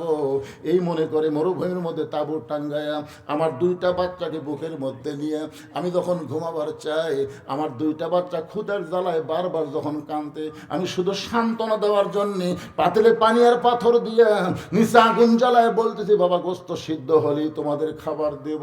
আমার বিশ্বাস, আমার সান্ত্বনার বাণী শুনতে শুনতে আমার সন্তান 2টা ঘুমায় যাবে, কিন্তু এদের পেটে এত খিদা লাগছে, আমি এত বলার পরে এরা এখনো পর্যন্ত ঘুমাবার পারতেছে না।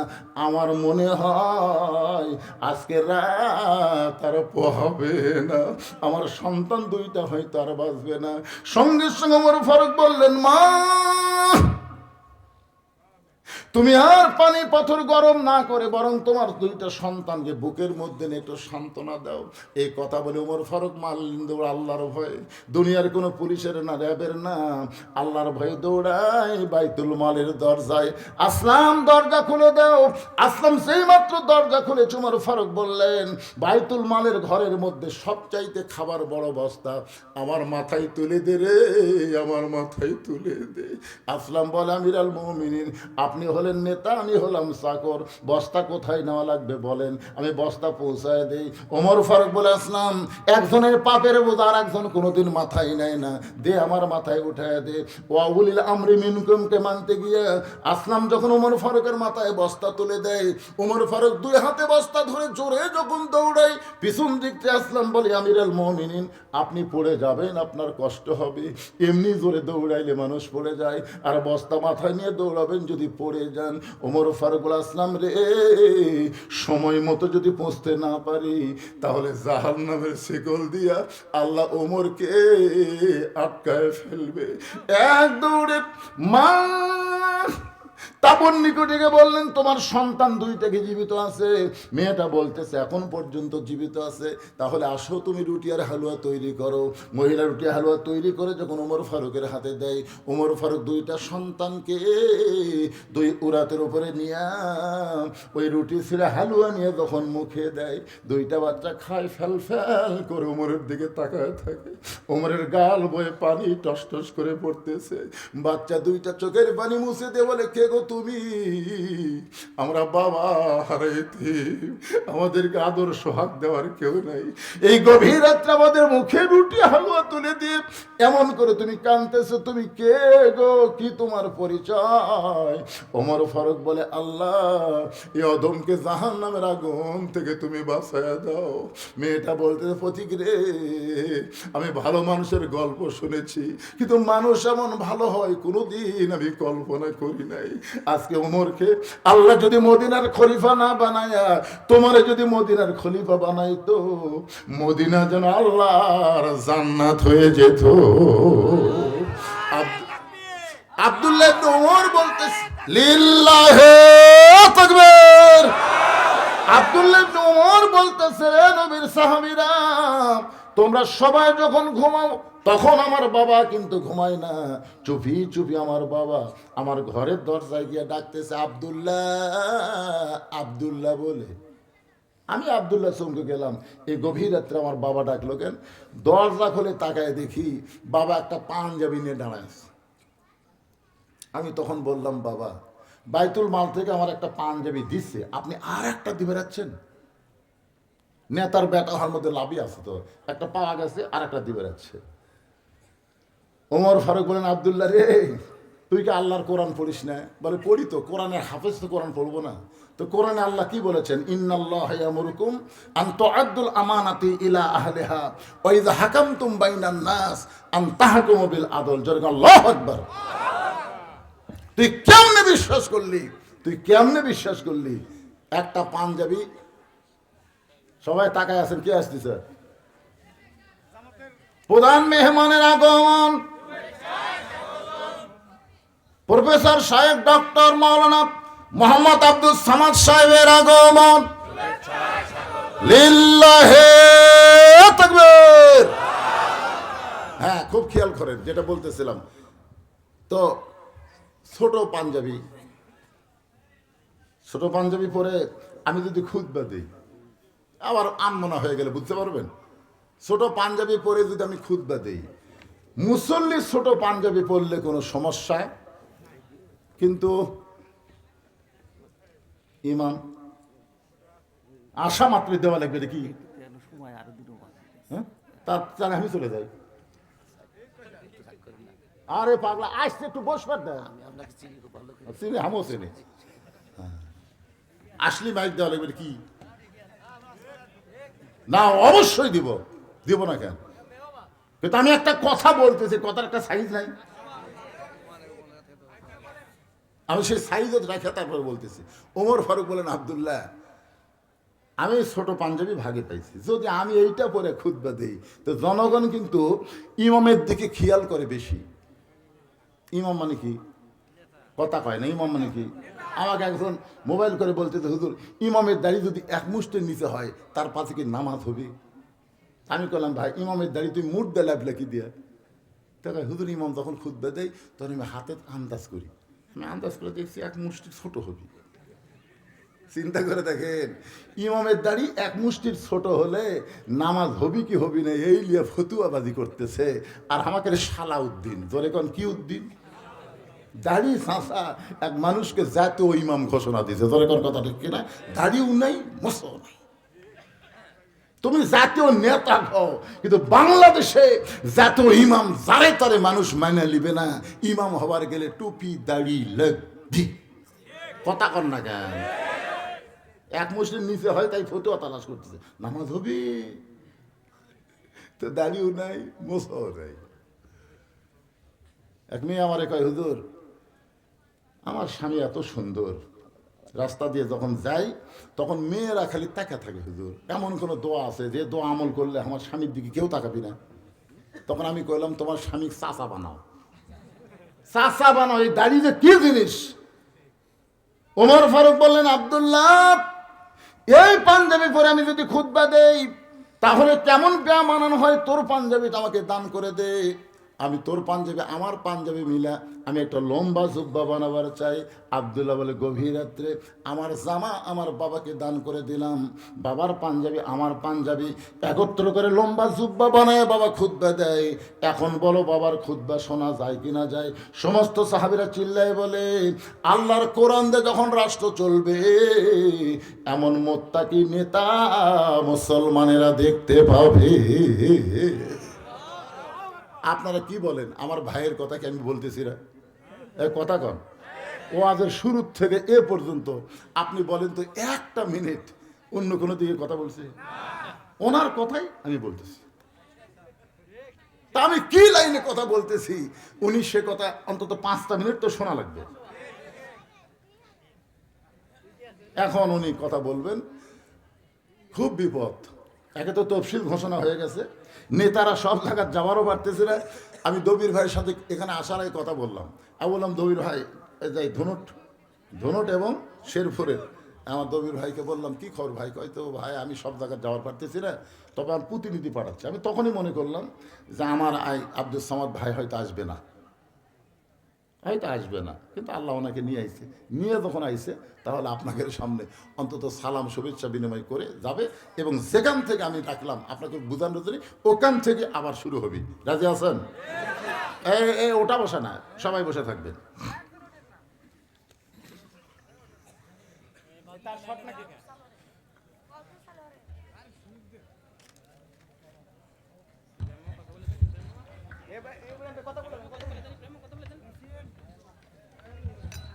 আলহামদুলিল্লাহ। বুঝতে পারছেন? আমি যদি আজকে নতুন পোশাক পরতাম তাহলে আমার বাবার জুব্বা লম্বা হতো না। রে নবীর সাহাবীরা, যেদিন থেকে আমার বাবা মদিনার খলিফার দায়িত্ব পাইছে সেদিন থেকে আমার বাবা রাতের বেলার ঘুমায় না, সবাই ঘুম পাড়ে আরামে, অথচ আমার বাবা সকলের ঘুম দেখে কিন্তু নিজে ঘুমায় না। দায়িত্ব কারে কয়? আল্লাহর ভয় কারে কয়? আত্তাকুল্লাহ হাক্কা তুকাতিহি কারে কয়? একটু খেয়াল করেন। দুনিয়ার সবাই যখন ঘুমায়, ওমর ফারুক ঘুমায়নি। হঠাৎ শুনতে পাই তাঁবুর মধ্যে কান্না। 2টা বাচ্চা খালি বারবার বলতেছে, মা ক্ষুধার জ্বালাই পারতেছি না, তাড়াতাড়ি খাবার দাও। মা বলতেছে, বাবা একটু ধৈর্য ধরো, গোস্ত সিদ্ধ হলেই তোমাদের খাবার দিব। ওমর ফারুক চিন্তায় পড়ে গেলেন, দুম্বার গোস্ত হলে বড়জোর 8 ঘন্টা লাগবে, উটের গোস্ত হলে বড়জোর 1 ঘন্টা লাগবে। এত রাত হয়ে গেল এখন পর্যন্ত গোস্ত সিদ্ধ হয় না, এটা কেমন মা? এই মায়ের কলিজাত কি কোনো দয়া নাই? ওমর ফারুক আর দূরে থাকলে পারলেন না, ওই তাঁবুর কাছে গিয়ে বললেন, মা তোমার 2টা সন্তান ক্ষুধার জ্বালায় কান্দে, এখন পর্যন্ত তোমার গোস্ত সিদ্ধ হয় না, তুমি এমন কি গোস্ত সিদ্ধ করতেছ? মেয়েটা বলে, পথিক এই গভীর রাত্রে তুমি আমার খোঁজ করতেছ, তুমি জানো না রে পথিক, আমার বাড়ি হলো ইয়ামিন দেশে। আমি শুনতে পাইলাম মদিনার খলিফা ওমর অত্যন্ত ভালো মানুষ। আমার 2টা এতিম বাচ্চাকে নিয়ে গতকাল বিকাল বেলায় ওমর ফারুকের দরবারে আইলাম, কিন্তু এত মানুষের ভিড়, আমি ভিড় ঠেলে একটা মহিলা মানুষ, আমার বাচ্চাদেরকে নিয়ে ওমরের দরবারে যাওয়ার পারলাম না। আমি মনে মনে সিদ্ধান্ত নিলাম আগামীকাল সকালবেলা ওমরের দরবারে যাব। এই মনে করে মরুভূমির মধ্যে তাঁবু টাঙ্গায়া আমার 2টা বাচ্চাকে বুকের মধ্যে নিয়ে আমি যখন ঘুমাবার চাই, আমার 2টা বাচ্চা ক্ষুধার জ্বালায় বারবার যখন কাঁদে, আমি শুধু সান্ত্বনা দেওয়ার জন্যে পাতিলে পানি আর পাথর দিয়ে নিচে আগুন জ্বালায় বলতেছি, বাবা গোস্ত সিদ্ধ হলেই তোমাদের খাবার দেব। আমার বিশ্বাস আমার আমার সান্ত্বনার বাণী শুনতে শুনতে আমার সন্তান দুইটা ঘুমায় যাবে, কিন্তু এদের পেটে এত খিদা লাগছে, আমি এত বলার পরে এরা এখনো পর্যন্ত ঘুমাবার পারতেছে না। আমার মনে হয় আজকে রাত আর পোহাবে না, আমার সন্তান দুইটা হয়তো আর বাঁচবে না। সঙ্গে সঙ্গে ওমর ফারুক বললেন, মা তুমি আর পানি পাথর গরম না করে বরং তোমার দুইটা সন্তানকে বুকের মধ্যে নিয়ে একটু সান্ত্বনা দাও। এই কথা বলে ওমর ফারুক মারলেন দৌড় আল্লাহর ভয়ে। দুনিয়ার কোনো পুলিশের না, র্যাবের না, আল্লাহর ভয়ে দৌড়ায় বাইতুল মালের দরজায়। আসলাম দরজা খুলে দাও। আসলাম সেই মাত্র দরজা খুলে ওমর ফারুক বললেন, বাইতুল মালের ঘরের মধ্যে সবচাইতে খাবার বড় বস্তা আমার মাথায় তুলে দে রে, আমার মাথায় তুলে দে। আসলাম বলে, আমিরাল মুমিনিন, আপনি হলেন নেতা, আমি হলাম চাকর, বস্তা কোথায় নেওয়া লাগবে বলেন, আমি বস্তা পৌঁছায় দেই। ওমর ফারুক বলে, আসলাম একজনের পাপের বোঝা আর একজন কোনোদিন মাথায় নেয় না, দে আমার মাথায় উঠায় দে। ওয়াউলিল আমরি মিনকুমকে মানতে গিয়ে আসলাম যখন ওমর ফারুকের মাথায় বস্তা তুলে দেয়, ওমর ফারুক দুই হাতে বস্তা ধরে জোরে যখন দৌড়াই, পিছন দিক থেকে আসলাম বলে, আমিরাল মুমিনিন, আপনি পড়ে যাবেন, আপনার কষ্ট হবে। এমনি জোরে দৌড়াইলে মানুষ পড়ে যায়, আর বস্তা মাথায় নিয়ে দৌড়াবেন, যদি পড়ে যান। ওমর ফারুক আসলাম রে, সময় মতো যদি পৌঁছতে না পারি তাহলে জাহান্নামের শিকল দিয়া আল্লাহ ওমরকে আটকায় ফেলবে।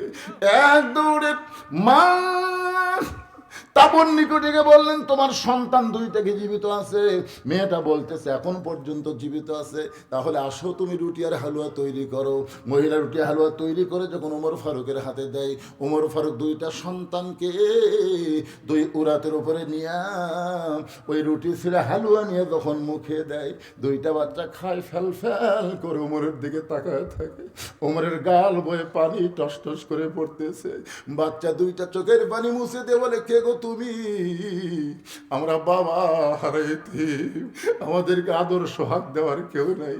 এই গভীর রাত্রে আমাদের মুখে রুটি হালুয়া তুলে দিয়ে এমন করে তুমি কাঁদতেছো, তুমি কে গো? কি তোমার পরিচয়? ওমর ফারুক বলে, আল্লাহ এই অদমকে জাহান্নামের আগুন থেকে তুমি বাঁচায়া দাও। মেয়েটা বলতে, ফতিক রে, আমি ভালো মানুষের গল্প শুনেছি, কিন্তু মানুষ এমন ভালো হয় কোনোদিন আমি কল্পনা করি নাই। আজকে ওমরকে আল্লাহ যদি মদিনার খলিফা না বানায়া তোমারে যদি মদিনার খলিফা বানাইতো, মদিনা যেন আল্লাহর জান্নাত হয়ে যেত।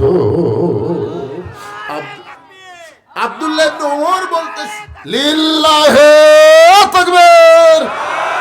আব্দুল্লাহ ইবনে ওমর বলতেছে, রে নবীর সাহাবীরা, তোমরা সবাই যখন ঘুমাও তখন আমার বাবা কিন্তু ঘুমায় না। চুপি চুপি আমার বাবা আমার ঘরের দরজায় গিয়ে ডাকতেছে, আব্দুল্লাহ আব্দুল্লাহ বলে। আমি আব্দুল্লাহ চমকে গেলাম, এই গভীর রাত্রে আমার বাবা ডাকলো কেন? দরজা খুলে তাকায় দেখি বাবা একটা পাঞ্জাবি নিয়ে দাঁড়ায় আছে। আমি তখন বললাম, বাবা বাইতুল মাল থেকে আমার একটা পাঞ্জাবি দিচ্ছে, আপনি আর একটা দিবে রাখছেন? নেতার বেটা হওয়ার মধ্যে লাভই আছে, তো একটা পাওয়া গেছে আর একটা দিবে রাখছে। ওমর ফারুক বলেন, আব্দুল্লাহ রে, তুই কি আল্লাহর কোরআন পড়িস না? বলে, পড়ি তো, কোরআনের হাফেজ তো কোরআন পড়বো না? তো কোরআনে আল্লাহ কি বলেছেন? ইন্নাল্লাহা ইয়ামুরুকুম আন তুআদ্দুল আমানাতি ইলা আহলিহা ওয়া ইযা হাকামতুম বাইনান নাস আন তাহকুমু বিল আদল। জোরে আল্লাহু আকবার। তুই কেমনে বিশ্বাস করলি? তুই কেমনে বিশ্বাস করলি? একটা পাঞ্জাবি, সবাই তাকায় আছেন, কে আসতেছে? প্রধান মেহমানের আগমন, প্রফেসর সাহেব ডক্টর মাওলানা মোহাম্মদ আব্দুল সামাদ সাহেবের আগমন। লিল্লাহি তাকবীর। হ্যাঁ, খুব খেয়াল করেন যেটা বলতেছিলাম। তো ছোট পাঞ্জাবি পরে আমি যদি খুতবা দিই, আবার আনমনা হয়ে গেলে বুঝতে পারবেন। ছোট পাঞ্জাবি পরে যদি আমি খুতবা দিই, মুসল্লি ছোট পাঞ্জাবি পরলে কোনো সমস্যা, কিন্তু ইমাম আসা মাত্রই দেওয়া লাগবে দেখি, হ্যাঁ, তার আমি চলে যাই। আরে পাগলা, আসতে একটু বসবার দেয়, চিনি, আমিও চিনি। আসলি মাইক দেওয়া লাগবে কি? না অবশ্যই দিব, দিব না কেন? কিন্তু আমি একটা কথা বলতেছি, কথার একটা সাইজ নাই। আমি সেই সাইজত রাখা তারপর বলতেছি। ওমর ফারুক বলেন, আব্দুল্লাহ, আমি ছোট পাঞ্জাবি ভাগে পাইছি, যদি আমি এইটা পরে খুতবা দেই তো জনগণ কিন্তু ইমামের দিকে খেয়াল করে বেশি। ইমাম মানে কি? কথা কয় না। ইমাম মানে কি? আমাকে একজন মোবাইল করে বলতেছে, হুজুর ইমামের দাড়ি যদি এক মুষ্টের নিচে হয় তার পাশে কি নামাজ হবে? আমি বললাম, ভাই ইমামের দাড়ি তুই মুঠ দে লাভ লেখি দিয়া। তাই হুজুর ইমাম যখন খুতবা দেয় তখন আমি হাতে আন্দাজ করি, আমি আন্দাজ করে দেখছি এক মুষ্টি ছোট হবে। চিন্তা করে দেখেন, ইমামের দাড়ি এক মুষ্টির ছোট হলে নামাজ হবি কি হবি না এই লিয়ে ফতুয়াবাজি করতেছে। আর আমাকে শালা উদ্দিন, জোরে কোন কি উদ্দিন? দাড়ি ফাঁসা এক মানুষকে জাতীয় ইমাম ঘোষণা দিয়েছে, জোরে কোন কথা ঠিক কিনা? দাড়িও নাই, মোছও নাই। তুমি জাতীয় নেতা হও, কিন্তু বাংলাদেশে জাতীয় ইমাম যারে তারে মানুষ মানে নিবে না। ইমাম হবার গেলে টুপি দাড়ি লাগবে। কথা কর না কেন? এক মুসলিম নিচে হয় তাই ফতুয়া তালাশ করতেছে, নামাজ হবে তো দাড়িও নাই, মোছাও নাই। এক মেয়ে আমারে কয়, হুজুর আমার স্বামী এত সুন্দর, রাস্তা দিয়ে যখন যাই তখন মেয়েরা খালি তাকা থাকে, হুজুর এমন কোনো দোয়া আছে যে দোয়া আমল করলে আমার স্বামীর দিকে কেউ তাকাবি না? তখন আমি কইলাম, তোমার স্বামী চাচা বানাও, চাচা বানাও। এই দাড়ি যে কি জিনিস? ওমর ফারুক বললেন, আব্দুল্লাহ, এই পাঞ্জাবি পরে আমি যদি খুতবা দেই তাহলে কেমন বেয়া মানানো হয়? তোর পাঞ্জাবিটা আমাকে দান করে দে। আমি তোর পাঞ্জাবি আমার পাঞ্জাবি মিলা আমি একটা লম্বা জুব্বা বানাবার চাই। আব্দুল্লাহ বলে, গভীর রাত্রে আমার জামা আমার বাবাকে দান করে দিলাম, বাবার পাঞ্জাবি আমার পাঞ্জাবি একত্র করে লম্বা জুব্বা বানায় বাবা খুতবা দেয়। এখন বলো বাবার খুতবা শোনা যায় কি না যায়? সমস্ত সাহাবীরা চিল্লায় বলে, আল্লাহর কোরআন দিয়ে যখন রাষ্ট্র চলবে এমন মুত্তাকি নেতা মুসলমানেরা দেখতে পাবে। আপনারা কি বলেন? আমার ভাইয়ের কথা কি আমি বলতেছি না? কথা কন। ও আজের শুরুর থেকে এ পর্যন্ত আপনি বলেন তো একটা মিনিট অন্য কোনো দিকে কথা বলছে? ওনার কথাই আমি বলতেছি। তা আমি কি লাইনে কথা বলতেছি উনি সে কথা অন্তত 5টা মিনিট তো শোনা লাগবে। এখন উনি কথা বলবেন, খুব বিপদ। একে তো তফসিল ঘোষণা হয়ে গেছে, নেতারা সব জায়গায় যাওয়ারও পারতেছে না। আমি দবির ভাইয়ের সাথে এখানে আসার আগে কথা বললাম। আমি বললাম, দবির ভাই যাই ধনুট এবং শেরপুরের আমার দবির ভাইকে বললাম, কি খবর ভাই? কয় তো ভাই আমি সব জায়গায় যাওয়ার পারতেছি না, তবে আমার প্রতিনিধি পাঠাচ্ছি। আমি তখনই মনে করলাম যে আমার আব্দুল সামাদ ভাই হয়তো আসবে না, কিন্তু আল্লাহ ওনাকে নিয়ে আইছে। নিয়ে যখন আইছে তাহলে আপনাদের সামনে অন্তত সালাম শুভেচ্ছা বিনিময় করে যাবে, এবং যেখান থেকে আমি ডাকলাম আপনাকে বুঝানোর জন্য ওখান থেকে আবার শুরু হবে। রাজি আছেন? ওটা বসে না, সবাই বসে থাকবেন।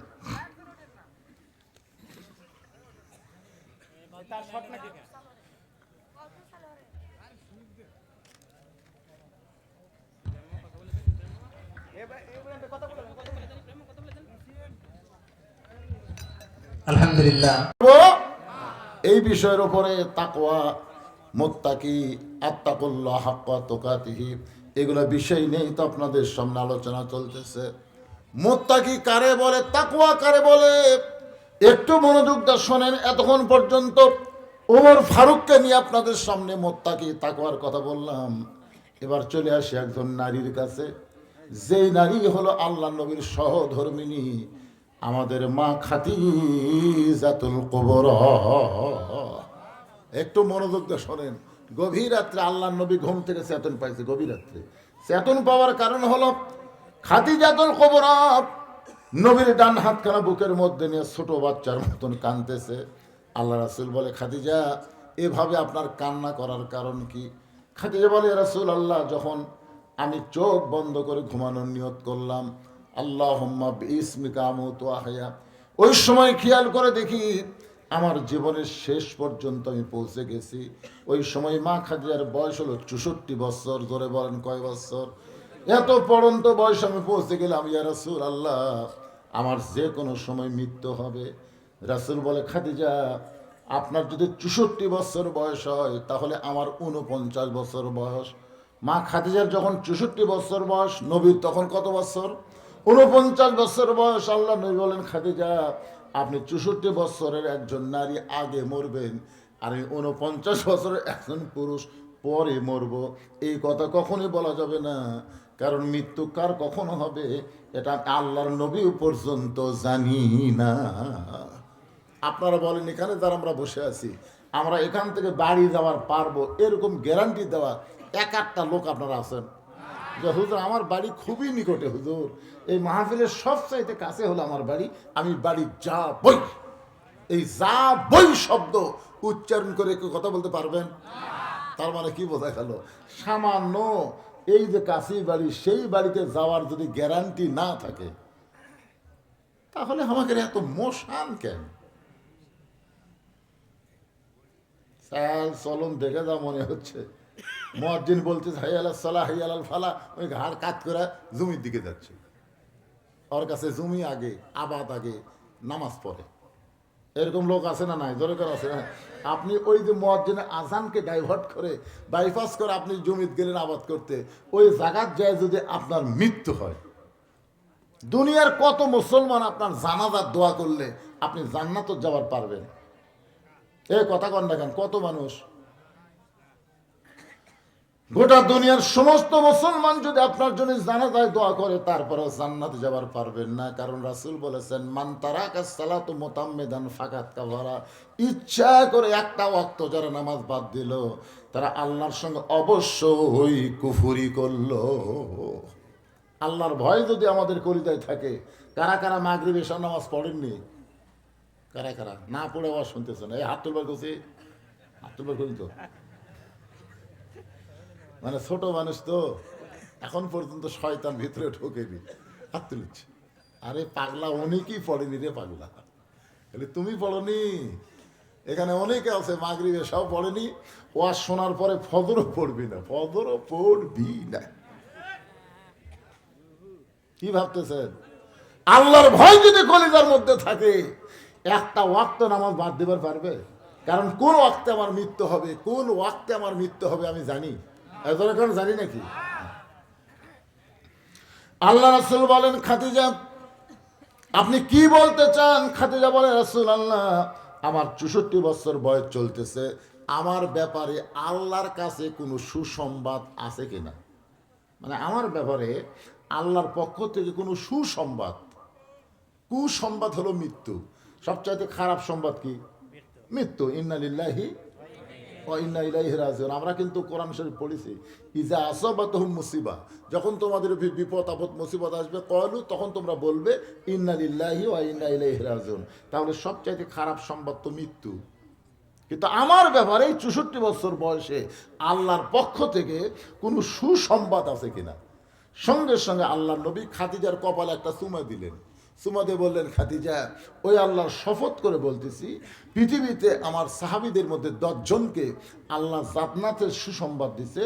10 জন পুরুষ, 1 নম্বর আবু বকর, 2 নম্বর ওমর, 3 নম্বর ওসমান, 4 নম্বর আলী, 5 নম্বর আব্দুর রহমান ইবনে আওফ, 6 নম্বর জুবাইর, 7 নম্বর তালহা, 8 নম্বর সাদ ইবনে আবি ওয়াক্কাস, 9 নম্বর আবু সাইদ, আর 10 নম্বর হলো ওবাদা ইবনুল জাররাহ।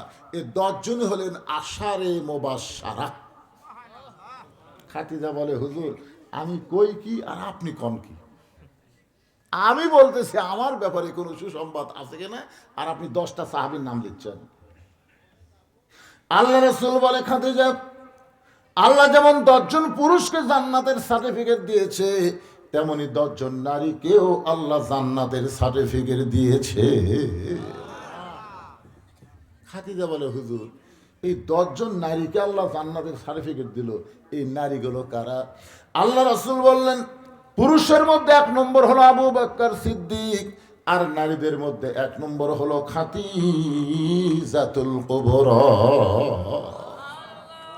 পুরুষের মধ্যে 1 নম্বর কে?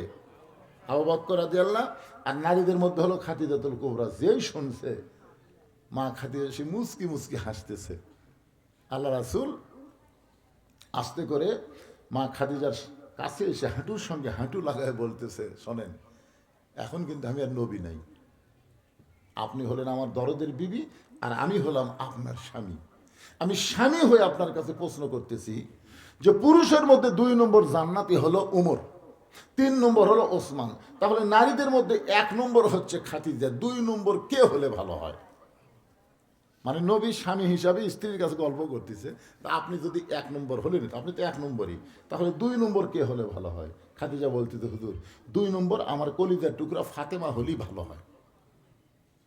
যেই বলছে 2 নম্বর আমার কলিজার টুকরা ফাতেমা হলে ভালো হয়, সঙ্গে সঙ্গে নবী বললেন, খাদিজা আল্লাহ আমার মাধ্যমে আপনাকে 4টা মেয়ে দান করছে। জোরে কোন কয়টা? আপনার মেয়েদের মধ্যে জয়নাব আছে, রোকেয়া আছে, কুলসুমা আছে, সবচেয়ে ছোট মেয়ের নাম হলো ফাতেমা।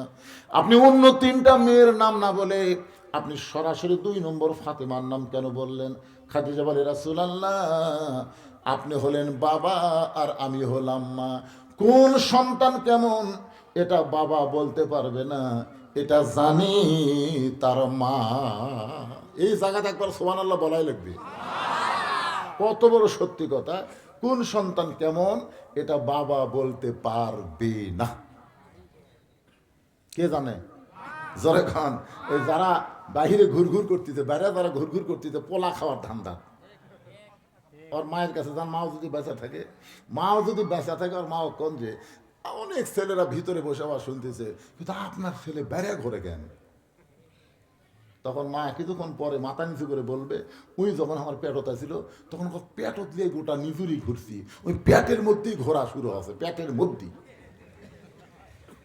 বাবা আনন্দে মাতিয়া সাগরে ভাসাইয়া সেই যে চইলা যায়, খবর লয় না মাজন ধরিয়া উদরে, কতই কষ্ট করে 10 মাস পরে পায় প্রসবের বেদনা, এমন দরদি ভাবে কেউ হবে না আমার মা গো। বাবু এই দে কি গল্প, এত রাত্রে ঘুমায় না রে এরা, মোবাইল দেখতে দেখতে। না না ঘুমায় না, এখনকার ছেলেরা ঘুমায় নাকি? ও সেই দিন ঘুম আসেনি, এটা সেই লাতি। দোয়া করে দিলাম, ওর মা আরো কয়, হুজুর আপনার মতো নয়, আমার মতো করে পাকা, আল্লামা সাইদির মতন তো নয়। তোরে কোন আমি আশা করো, বড় বড় আশা করো, বলিস একটা বক্তা হলো। আমরা দোয়া করব, ওই সাইড হয়ে বসে দিক তাকে থাকো, বোঝো বা না বোঝো শোনো। একটু গুরুত্বপূর্ণ কথা গুরুত্ব দিয়ে শুনবেন। মায়েদের সংখ্যা আপনাদের চাইতে বেশি না কম? তাহলে সেই মা নিয়ে কথা লাগবে না, কথা বলতে হবে তো।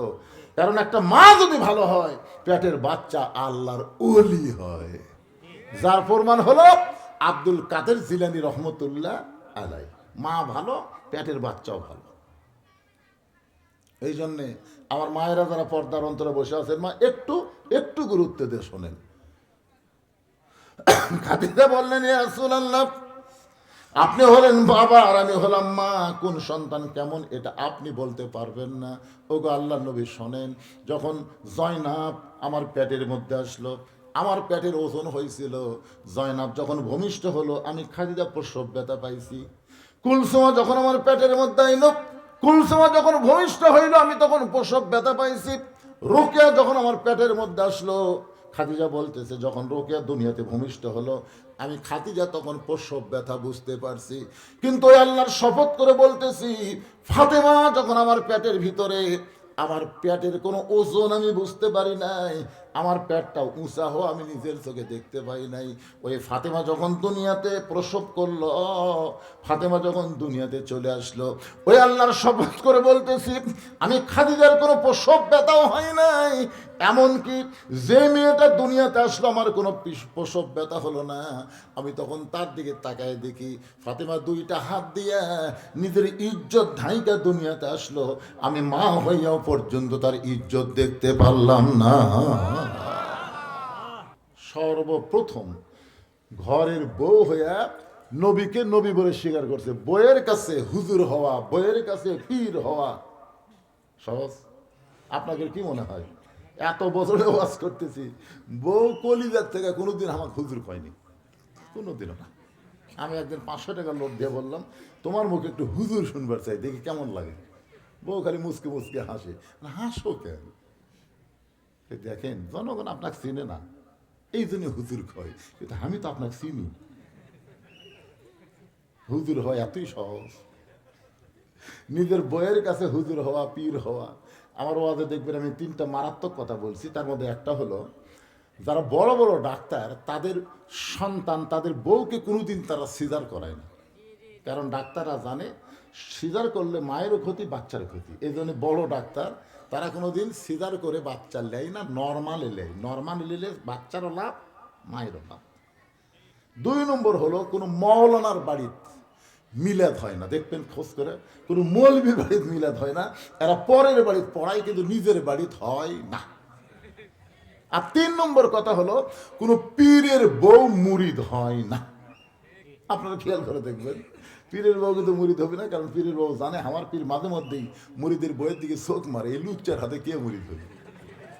কিন্তু সর্বপ্রথম আমাদের নবীকে যিনি নবী বলে স্বীকার করেছেন তিনি হলেন নবীর বিবি খাদিজাতুল কুবরা। খাদিজা বলে, রাসূলুল্লাহ, সর্বপ্রথম আপনাকে নবী বলে স্বীকার করলাম, আমার যত সম্পদ ছিল আমি সব আল্লাহরে দিয়ে দিলাম। এরপরেও আল্লাহ আমাকে বাদ দিয়া আমার পেটের মেয়ে ফাতেমাকে আল্লাহ খাতুনে জান্নাত ডিগ্রি দিল। আমার কেমন যেন লাগতেছে। রাসূল বললেন, খাদিজা আপনি হলেন 1 নম্বর জান্নাতি, আর ফাতেমা হলো জান্নাতি নারীদের নেত্রী। খাদিজা বলে, হুজুর এই জায়গাতে আমি ঠকে গেলাম, পেটের মেয়ের কাছে মা ঠকলাম কেন? কোন আমলের কারণে আল্লাহ আমাকে বাদ দিয়া আমার ফাতেমাকে জান্নাতি নারীদের নেত্রী ঘোষণা করলো? এটা যতক্ষণ আপনি না বলবেন ততক্ষণ আপনার হাত আমি ছাড়ব। এই বলে আমাদের উম্মাহাতুল মুমিনিন খাদিজা নবীর হাতটা বুকের মধ্যে নিয়ে বলতেছে, ইয়া রাসূলুল্লাহ, কোন আমলের কারণে আমাকে বাদ দিয়ে আমার পেটের মেয়ে ফাতেমাকে আল্লাহ খাতুনে জান্নাত ডিগ্রি দিল? এটা না বলা পর্যন্ত আমি হাত ছাড়ব। সঙ্গে সঙ্গে আল্লাহ নবী বলেন, খাদিজা কোন আমলের কারণে আপনাকে বাদ দিয়ে ফাতেমাকে আল্লাহ খাতুনে জান্নাত ডিগ্রি দিল? যদি জানবার চান তাহলে আমার 2টা প্রশ্নের উত্তর দেওয়া লাগবে। 1 নম্বর প্রশ্ন হলো, আপনি হিসাব করে দেখেন তো কত বছর বয়সে আপনি ঈমান গ্রহণ করেছেন? খাদিজা বলে, ইয়া রাসূলুল্লাহ, আমি যখন ঈমান গ্রহণ করেছি তখন আমার বয়স হলো 55 বছর। আল্লাহ রাসূল বলে, খাদিজা ঈমান গ্রহণ করার আগে আপনি কি ছিলেন? খাদিজা বলে, হুজুর ঈমান গ্রহণ করার আগে আমি কাফের ছিলাম। আল্লাহ রাসূল বলে, খাদিজা আপনার হায়াতের 55 বছর জীবন আপনি কুফরি হালতে ছিলেন, আর আপনার পেটের মেয়ে ফাতেমা কত বছর কুফরি হালে ছিল? খাদিজা বলতেছে, জান্নাতি জান্নাতি, আমার ফাতেমা জান্নাতি হয়ে জন্ম নিয়েছে। আল্লাহ রাসূল বলেন, 1 নম্বর তো আপনি ঠকে গেলেন। আপনি 55 বছর কুফরি হালে কাটাইছেন, আর আপনার পেটের মেয়ে ফাতেমা জন্মসূত্রে জান্নাতি হয়ে জন্ম নিয়েছে। এখন 2 নম্বর প্রশ্ন হলো, ও খাদিজা আপনার নাকের সাইজ কেমন, আপনার মুখের সাইজ কেমন, আপনার দাঁতের সাইজ কেমন? এটা দুনিয়ার কত পুরুষ বলতে পারে? খাদিজা বলে, রাসূলুল্লাহ 40 বছর বয়সে যখন আপনাকে স্বামী বলে গ্রহণ করলাম, ওই সময় মক্কার সবচাইতে ধনবতী রমণী ছিলাম। এই ধনবতী হওয়ার পিছনে কারণ হলো আমার অনেকগুলো ব্যবসা ছিল। এই ব্যবসা পরিচালনা করতে গিয়া হাজার হাজার পুরুষের সঙ্গে আমার লেনদেন হয়েছে। অনেক পুরুষ আমার নাকের সাইজ বলতে পারবে, আমার মুখের সাইজ বলতে পারবে, আমার দাঁতের চেহারা বলতে পারবে, আমার গায়ের রং বলতে পারবে। রাসূল বলে, খাদিজা তাহলে দুনিয়ার বহু পুরুষ আপনাকে দেখেছে, আপনাকে চিনেছে, আপনার নাকের সাইজ, মুখের সাইজ, গায়ের রং বলতে পারে। এখন বলেন তো আপনার পেটের মেয়ে ফাতেমার নাকের সাইজ কেমন, মুখের সাইজ কেমন, দাঁতের সাইজ কেমন? এটা দুনিয়ার কত পুরুষ বলতে পারে? খাদিজা কান্দের বলে, নবী গো, আমার ফাতেমা পর্দানিশী হয়ে দুনিয়াতে জন্ম নিয়েছে। আল্লাহ রাসূল বলে, খাদিজা আপনি মা হয়ে বলতেছেন আপনার ফাতেমা পর্দার মধ্যে জন্মগ্রহণ করেছে, কিন্তু আমি আল্লাহর নবী হয়ে বলতেছি ফাতেমা শুধু পর্দার মধ্যে জন্মগ্রহণ করে নাই, ফাতেমা পর্দার মধ্যে বড় হয়েছে। শুধু পর্দার মধ্যে বড় হবে না, এক সময় ফাতেমা পর্দার ভিতরে দুনিয়া থেকে বিদায় নেবে। আল্লাহ রাসূল বলে দিয়েছেন ফাতেমা দুনিয়া থেকে পর্দার ভিতরে বিদায় নেবে। নবী দুনিয়া থেকে বিদায় নেওয়ার মাত্র 6 মাস পর আল্লাহ নবী দুনিয়া থেকে বিদায় নেওয়ার মাত্র 6 মাস পর, জোরে বলেন কয় মাস পর, গভীর রাত্রে ফাতেমা স্বামী আলীকে বুকের মধ্যে নিয়ে ছোট বাচ্চার মতন কাঁদতেছে। আলী বলে, ফাতেমা এই গভীর রাত্রে তুমি এমন করে কেন কান্দো? ফাতেমা বলে, স্বামী গো, আপনি কি জানেন আল্লাহ আমার দোয়া কবুল করেছে? আলী বলতে যে ফাতেমার দোয়া কবুল হলো খুশির কারণ, তাহলে কান্দো কেন? ফাতেমা বলে, স্বামী কি দোয়া আল্লাহ কবুল করেছে আপনি কি শুনবেন না? আলী বলে, ফাতেমা কি দোয়া আল্লাহ তোমার কবুল করেছে? ফাতেমা বলতেছে, আমি সব সময় আল্লাহকে বলতাম, আল্লাহ পর্দার মধ্যে আমার মৃত্যু দিও। আল্লাহ কবুল করেছে, আমার মৃত্যুটা পর্দার ভিতরেই হবে। আলী বলে, পাগলি রে, যে মেয়েটা সারা জীবন পর্দা মেনেছে তার মৃত্যু তো পর্দার মধ্যেই হবে। আমাদের বর্তমান বাংলাদেশে সারা জীবন পর্দা না করলে কি হবে? মরার পরে পর্দা হয়, ধরে কোন হয় কি হয় না? বাঁচতে পর্দা নাই, কিন্তু মরার পরে 5 কাপড়, ধরে কোন কয় কাপড়? শুধু 5টা কাপড় না, যেই খাটনিতে মেয়েদের লাশ রাখা হয় ওই খাটনিও পর্যন্ত চাদর দিয়ে ঢাকে, ঢাকে না? সবাই বলে মেয়েদের লাশ দেখা জায়েজ নাই। মেয়েদের লাশ দেখা জায়েজ নাই না, জেতা দেখা জায়েজ নাই? কোনটা কয়? হায় হায়, 5 কাপড় দিয়ে আবার চাদর দিয়ে যখন খাটনি ঢাকছে, ফেরেশতারা এসে বলতেছে, আল্লাহ আল্লাহ, এই মেয়ে যখন জেতায় ছিল গোটা নিজুরে গিরাম ঘুরিছে, পাড়ার সবাই আর দেখছে, আল্লাহ তুই মরার পরে 5 কাপড় আবার খাটনি চাদর দিয়ে ঢাকলো কেন?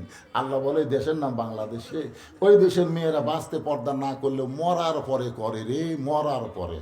আপনারা বলেন তো, মরার পরে পর্দা করে লাভ হবে?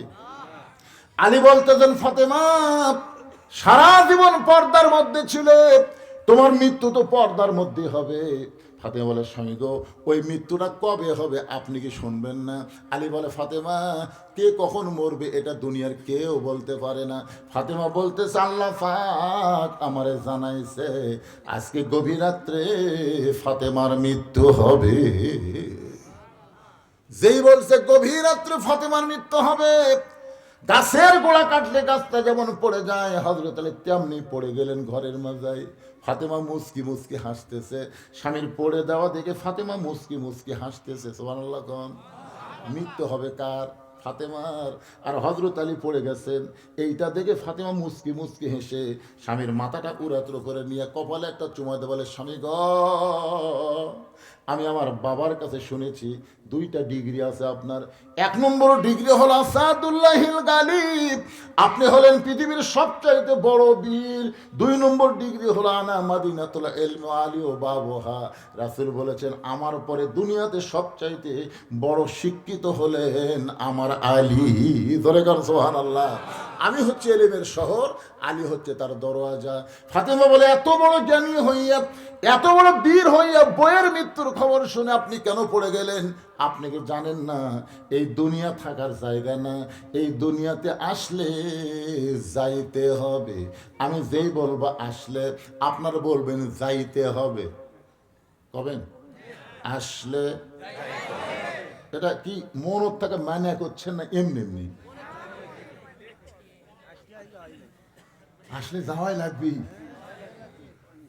জাআত সাকরাতুল মাউত হাক্কুন।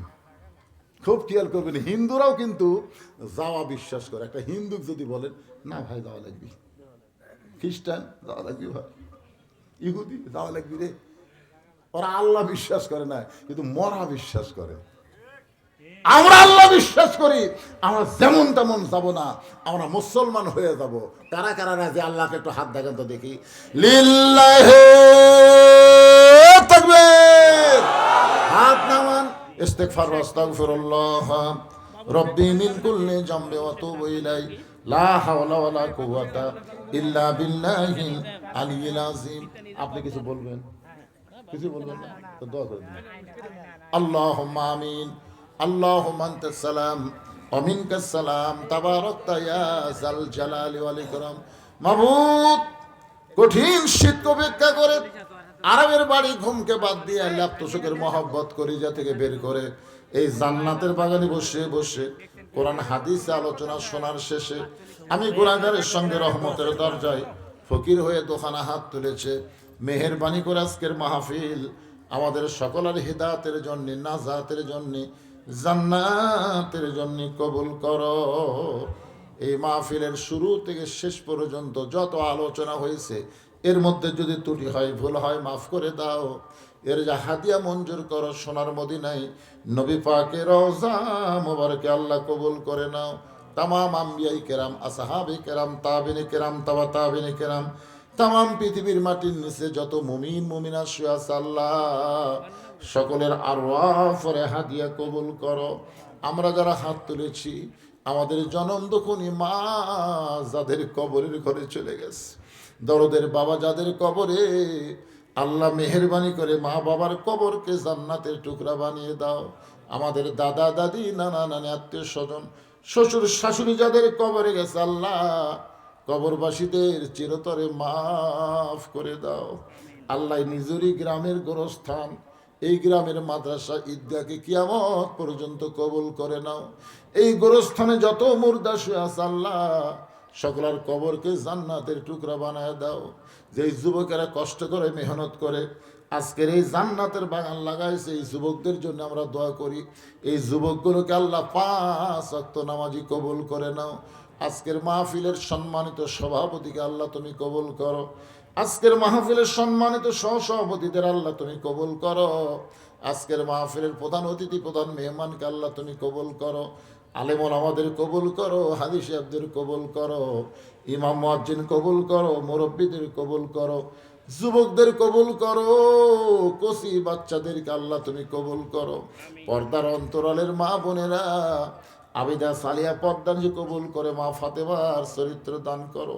আমি বড় অসুস্থ আল্লাহ, আমার মতো অসুস্থ অবস্থায় যারা হাত তুলেছে সবাইকে সুস্থতার নিয়ামত দান করে দাও।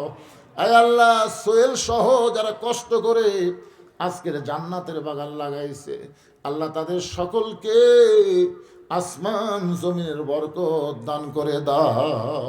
আল্লাহ আমি গুনাহগার বলে দোয়া ফিরাই দিও না আল্লাহ। যার 2 হাত তোমার পছন্দ হয় এই 2 হাতের ওসিলায় আজকের মাহফিলকে আল্লাহ তুমি কবুল করে নাও। আবার তোমার কাছে বলতেছে আল্লাহ এই নিজুরি গ্রামের উপরে রহমত বরকতের দরজা খুলে দাও। একটা মিনিট শুধু চিন্তা করে দেখেন কত মানুষের জানাজার নামাজ আমরা পড়েছি, এই 2 হাত দিয়ে কত কবরে মাটি দিয়েছি। একদিন আমরা সবাই মরে যাব, যেদিন আমাদের মৃত্যু হবে দিনটা যেন জুমার দিন হয়, মাসটা যেন রমজান মাস হয়। ইমানের সাথে ইজ্জতের সাথে এই দুনিয়া থেকে বিদায় নেওয়ার সময় আমাদের জবানে জারি করে দিও লা ইলাহা ইল্লাল্লাহু মুহাম্মাদুর রাসূলুল্লাহ সাল্লাল্লাহু আলাইহি সাল্লাম। আসসালামু আলাইকুম ওয়া রাহমাতুল্লাহি ওয়া বারাকাতুহু। ওটা বসা করবেন না, আপনাদের তাবারক দিবে তো। বসেন, সবাই বসেন।